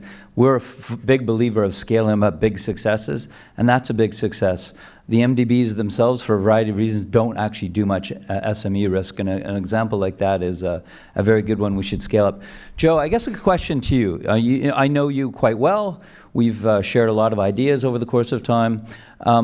In our view, one of the biggest systemic underutilized assets of the MDB group is its capacity to generate assets in the private sector that can crowd in private sector investment. In my view, and our view at Convergence, far too little of the scorecards of the MDBs and the DFIs are related to mobilizing investment. As I understand it, the biggest scorecard is EBRD, but I think they're only trying to mobilize investment equal to around 12% of the investment that they're making, and that's the highest bar from what I understand. We all know that there's a huge SDG financing gap if we want to mobilize billions. One of the biggest underutilized assets is IFC, EBRD, African Development Bank, Asian Development Bank, crowding in this investment. With Canada as the G7 leader next year, given what you've seen at your different groups, what could Canada do as one of these a shareholder amongst a small group as an impulse from external to actually get the MDBs more active in this particular space? Thank you. Sorry, here.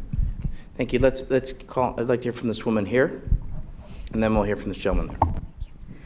Hi, I'm Megan O'Donnell. I'm the policy manager for gender issues at the One campaign. And with Canada as such a champion for these issues on the global stage at the moment, I'd like to delve deeper a bit into gender inequality as a collective action problem.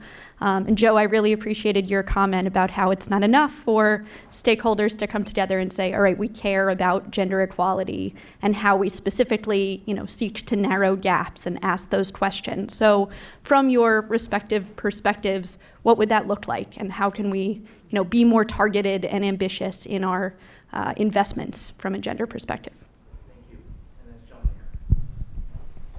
Hi, Dan Peters from the Bill and Melinda Gates Foundation and formerly the U.S. Treasury Department. I want to ask the panelists all maybe to take a step back and think of a broader question here. As I listened to this panel and the previous panel, I agree with all of the issues that have been identified. I've seen all of them up close and personal when I was at the bank, in the USCD's office and at Treasury. I wonder, though, if the real question that we need to look at with the MDBs is really the size and scale of these institutions as they exist today. We're trying to look for impact, how they function on the ground, but I think we miss the fact that the MDBs are so much smaller today than if you look at them 20 years ago. If you look at them in 1960, the size of flows that the MDBs provided in developing countries. And so how do you expect them to have the kind of impact when they're, frankly, a very, very, very small percentage of flows into developing countries nowadays? And the second part of that question, and this is probably particularly to Diane, is I also think that that's a political problem, right? In the United States, Joe talked about differing views in the Congress and the banks as to what they ought to be doing. I think the bigger problem is that nobody in the Congress even knows or cares what the MDBs are at this point. Can I get money out of an ATM from the World Bank? I mean, I'm just asking. And so if there's not even any recognition of what these institutions do, I don't see how you get over the very real problems that we have, for instance, getting the US to think about a general capital increase. So I wonder if the three panelists could actually talk about that point. Thank you very much. That's excellent. Let me make an editorial comment, as I'm wont to do. I think we're I think the ODA business needs to realize that we are the smallest wallet in the room, not the largest wallet in the room. But I don't think our mindsets, our systems, the way we reward people, the way we think about it reflects that. I think it reflects, some system. And I also think, to use the terminology of philanthropy, our theory of change. Our theory of change is related to ODA flows. When I was in Honduras this week, and that's, I think, one of the poorest countries other than Haiti in the region. I think it's an IDA recipient country, I think. I noodled it out. I think the total of the GNP, the percentage of GNP of all ODA, even after kind of juicing it up with the Alliance for Prosperity, is 2%.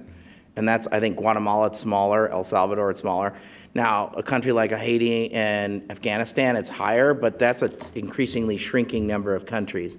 So our ability to influence with bags of cash isn't going to be enough. It's about ideas, and it's about kind of being strategic about it. So I think it's a very important question that you mentioned. I do also think, let me just make one other point about the issue of capital increases. I was very supportive of the 2010 capital increase. Now, if I recall correctly, there was some language about we're not going to come back for a really, really, really long time. Now, 7 years doesn't qualify in my book as a really, really, really long time. Now, I'm very supportive of the in dog years, it's a lot. Thank you. Or maybe is that less? I don't know. Anyways, I think this is going to be I think it's going to be a hard slog in this environment to get another capital increase through. I'm not saying it might not happen. It could. I can tell you the arguments I would use, and they're going to be very specific and very geopolitical, having to do with competitors. But I would say that other than that, I cannot think of a single other argument. It ain't going to be about that. Most people in this town don't know what the SDGs are, and certainly can't tell you what sub-indicator 138 is, or goal number 6, or they haven't memorized it, and they ain't going to. So I think that needs to be thought about as well, that we're going to have to think about these in terms of. So I do think the conversation about how do we creatively sweat the capital, because I don't think they're going to be more money, I think is an important conversation, one of the reasons we're having this conversation. Now, and then second is, I do think we're going to have to, how do we work better, I think is a legitimate question. So I think it's going to be very difficult. This is my editorial comment. I'm open to I'm happy to buy everyone a steak dinner next year if I'm wrong, and you guys take note and say, Rundy was wrong, and we're going to have a steak dinner, and I'll host a steak dinner here at CSIS to fix that. But I think that we have to think about sweating the capital first, and I then think how we work together. I think these are legitimate questions the Canadian government has put on the table, because I think it's going to be very, very different. I think we got other hurdles to jump through before we get to that one. I know there are many interests and institutions that would like to see a capital increase. I personally, and from where I'm sitting, I don't see it. But that's, someone can tell me I'm wrong, and I'm prepared to be told otherwise. So let's take, I'd like the panelists to respond to what was on the table here. Thank you. Yeah, thanks. Maybe could you also opine about this, my view about getting the capital increase through, because I suspect. Oh, I had planned on it. Yeah. Good. Thank you. Maybe just a couple of reactions. Chris, you raised the issue of mobilizing investments, and in a way, that is sort of the issue that Dan raised around size and scale of the MDBs. I mean, it's two pieces of the same question, and I think there is a very, very real issue, I think, here with the degree to which grasp of reality has caught up with the MDBs, and the degree to which inside these institutions, and let's not forget, they are very powerful cultures inside these institutions. Yes. They are powerful cultures with a high degree of self-regard. These are highly capable individuals, and they live in the bubble, and they talk to one another all the time, right? They have dinner at one of the houses, and there's friends, etc. And there's a real problem with being inside the bubble in these institutions. And I think to some extent we see that. It emerges from time to time. But just as an illustration, for example, my counterpart evaluation department here at the World Bank is running I think it's a one-day thing here during the annual meeting here. And I think the title of it, and I don't want to be critical here, but the title of it is something like Harnessing the Private Sector. Now, I think if you talk to a private sector guy, that's bizarre. It's not to be harnessed. It's to be released. It's to be engaged. It's to be mobilized. It's not to be harnessed. And that reflects a certain grasp of the nature of the challenge that I think is endemic to these organizations. And in part, it goes from a past where they were the biggest game in town, you know? I mean, look, if it's 1975 and you're in the business of assisting development, you know, you're the only game out there, and it's, you know, and Robert McNamara is going to come along and turn you into a big deal, and that's fine. But that world is over now. It's over. And the world is absolutely awash in capital. Berkshire Hathaway is probably sitting on $140 billion in cash right now. And so the issue shouldn't be around, it seems to me, you know, how do we harness Warren Buffett?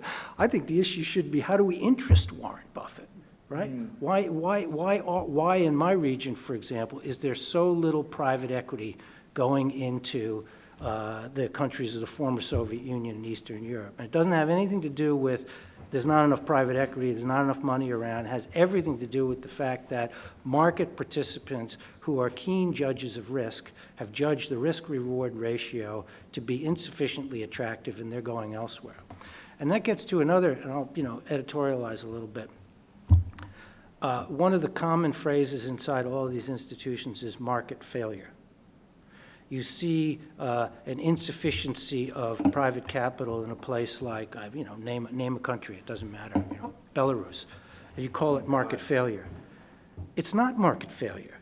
It's that the market has correctly assessed that the risk-reward ratio in this place is hugely unattractive. It's the market, it may be painful to us, but the market is doing that thing that we expect the market to do, which is basically saying, I need a higher price to get involved. But I think that goes then to the question of whether the MDBs, because there's information there. The future of the system is around how we answer that question. And the question has to be, are we in the game in a way that helps those market participants choose to engage? Because that's where the big money is now. It's no longer, I mean, how many people in this room used to go to consultative group meetings? Right? Consultative group meetings. You know, I went to a bunch of them where, you know, the IMF and the World Bank and the African Bank all get around a table and they dump a bunch of money on the table to solve Indonesia's problems or something like that. When was the last time anyone even talked about that? I mean, it's gone. And so I think us struggling with these questions right now, it seems to me, actually illuminates the way forward, and kind of along the questions you're asking. The final point on Dan's is, I think, you know, again, for a capital increase, I'd say two things. I'm not sure that at the margin in the world as it exists, it would make much of a difference, frankly, because I don't think you could possibly be talking about numbers that are big enough. Mm-hmm. But the second thing I would say, and Dan, you know this, and other colleagues know this, the amount of blood that would be on the floor, the sheer pain that would be involved in getting a capital increase, the price that would have to be paid to get that, the political price, all of the phony promises that have to be made, you know, we're gonna solve all these problems. It's almost like it's not worth it anymore, it seems to me. I would much rather, you know, do some deep mining in the existing balance sheet and get into new instruments like, you know, like insurance and risk amelioration before I would walk up to the U.S. Congress and say, hey, you know, do you have an extra extra $20 billion lying around, you know? Under the couch. Yeah. Under the couch. Okay. Deanne. I think the issue of the role of ODA in development needs to be rethought. I think when the SDGs came out and we saw that it was 5 to 7 billion needed, and ODA is what, about 140 billion. Like, we know that whatever increase people have, exactly, like it won't make the difference, right? So I think we need to reinvent how we use ODA and you know, develop new instrument where we can actually make a bigger difference. And we need to bring in some of the other donors, like, you know, pension funds. Now, this is something in Canada we're looking at. We have really great pension funds. Well, how come they're not playing in this field and are not more involved? On the issue of, it's going to take so much energy for the banks to work together and stuff, I think we have more power than we think we have in it. I think if you got... As shareholders. As shareholders and as bank management. So I think that if you got, 3 or 4 very motivated shareholders and you got the leadership of the MDBs to say, you know what, we're going to do it. Like, we have the authorities to do it, we will do it. It actually can change. And I think I agree with you. Let's not try with something that will take 5 years and won't show any results, but let's try it. Let's change it a little bit. We've done it when we work with the World Bank on the global financing facility for women, children, and adolescents. Nobody believed us at the beginning that it could work, and we did. It was a new instrument, new way of doing business, but it requires a lot of commitment and leadership. And the issue of gender, Minister Monod this morning talked about when the Prime Minister, his first decision was gender parity in his cabinet. It wasn't just because, it looks good to have 50-50. It's because he wanted diversity, and he believes that if you have diversity, you have different ideas, different perspective, and you can make better decisions. And that has actually set the stage. It wasn't money, it was a policy decision. So there's a lot of policy decision on gender that can actually make a huge impact. So I think we need to look at that as well. And we often talk about, people don't know what the SDGs are or the MDBs because we keep speaking with acronyms. But or technocratic gobbledygook, right? That's hard to understand for Earth people. If you ask anyone, people who are talking about Congress, if you ask them whether they think it's right that women cannot inherit land in parts of Africa, that they are abused in refugee camps, or they are married at 14, it's easy to all of get them to agree that we need to do something about it and we need collective action. And I think we need to stop talking jargon among ourselves and need to talk to others that can make a difference. Thank you very much. I wholeheartedly agree. Thank you very much. Please. So does the size of MDBs matter?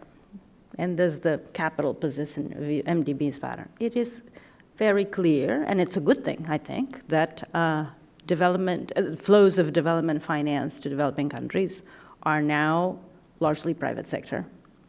They're also largely bilateral. There are many parts of the world where the bilateral financing is much larger than MDB financing. But the question is really, the group of MDBs that is sitting around the table here in Washington reflects a certain world order and reflects a certain set of principles and goals, many of which we are talking about the need for collective action on. The question of providing more financial capacity for these existing MDBs is a question about whether this world order will remain for another 5-10 years or whether we accelerate the change. And it's really for the shareholders to decide whether they want to accelerate that change or whether they want to reposition the MDBs where they are present for greater impact, marshaling the additional resources from the private sector. And here, from the World Bank Group, the effort we are making is perhaps harnessing is not the right word, but it's really to think about, with all this private financing sitting, looking for bankable investments, what is making them non-bankable? It is policy, it is institutional reforms, it's judicial systems, it's legal systems. And so we're redirecting a lot of our effort to, in fact, creating these markets, opening markets for greater investment. That requires work from both the public side of the bank and the private arm of the bank. But frankly, that's really the way to leverage more resources for development. But there's a minimum scale at which MDBs can have an impact. If they go beyond that threshold, they will become more of a think tank type place, especially for the bank where we do so much analysis. And is that what shareholders want? So I'll leave it as a question. Thank you. Thank you, Manuela. I for one, don't want us to lose the current rule-based liberal world order. So that's an argument that cuts ice with me. So thank you for asking that question. I'm running out of time, but so I need to leave. I want to leave this conversation with a couple of. I want you to leave this conversation with a couple of thoughts. Look, official aid still matters. There are going to be certain things that ODA can do that only bilateral ODA can do, and multilateral ODA can do. So it still matters. So don't walk out of here saying that it's irrelevant. It's relevant, and it's a specific kind of important tool, and we still need it. Second, MDBs still matter. As idea generators, I think the WDR is sort of a world agenda setter, very powerful. They often attract some of the best people in the world. Unique convening power. Yeah, the money matters. It does matter. I think the brands still have a lot of value, a little bit, I think, to Deanne's point. But I also want to just leave you with two examples. I think if I think about the regional development banks, I've seen it when General Kelly asked me to come to Miami a couple of years ago to look at the Alliance for Prosperity. President Moreno from the IDB was there, and there was a lot of tension and complications among and between the different stakeholders at the three countries, but they all looked to Moreno as a neutral, trusted arbiter. Now, I think it's the same thing in the African Development Bank and somewhat in the Asian Development Bank. It may not be necessarily the case that the IMF or the World Bank, depends on the country context, but the regional development banks have a specific, unique convening power and trust. Especially, I can speak to it specifically in the case of the Inter-American Development Bank. So these still matter. We gotta have to feed 1 billion more people. We've got a world that's urbanizing. We got 65 million forced migrants. We got a whole bunch of infrastructure gaps, and we gotta go from billions to trillions. Bilateral ODA can't do it. We're gonna need all these assets that the MDBs have. How we use them, how we leverage them, how we think about how they work together. I think these are legitimate questions. So I wanna ask you to join me in thanking the panelists. Thank you very much for being here today.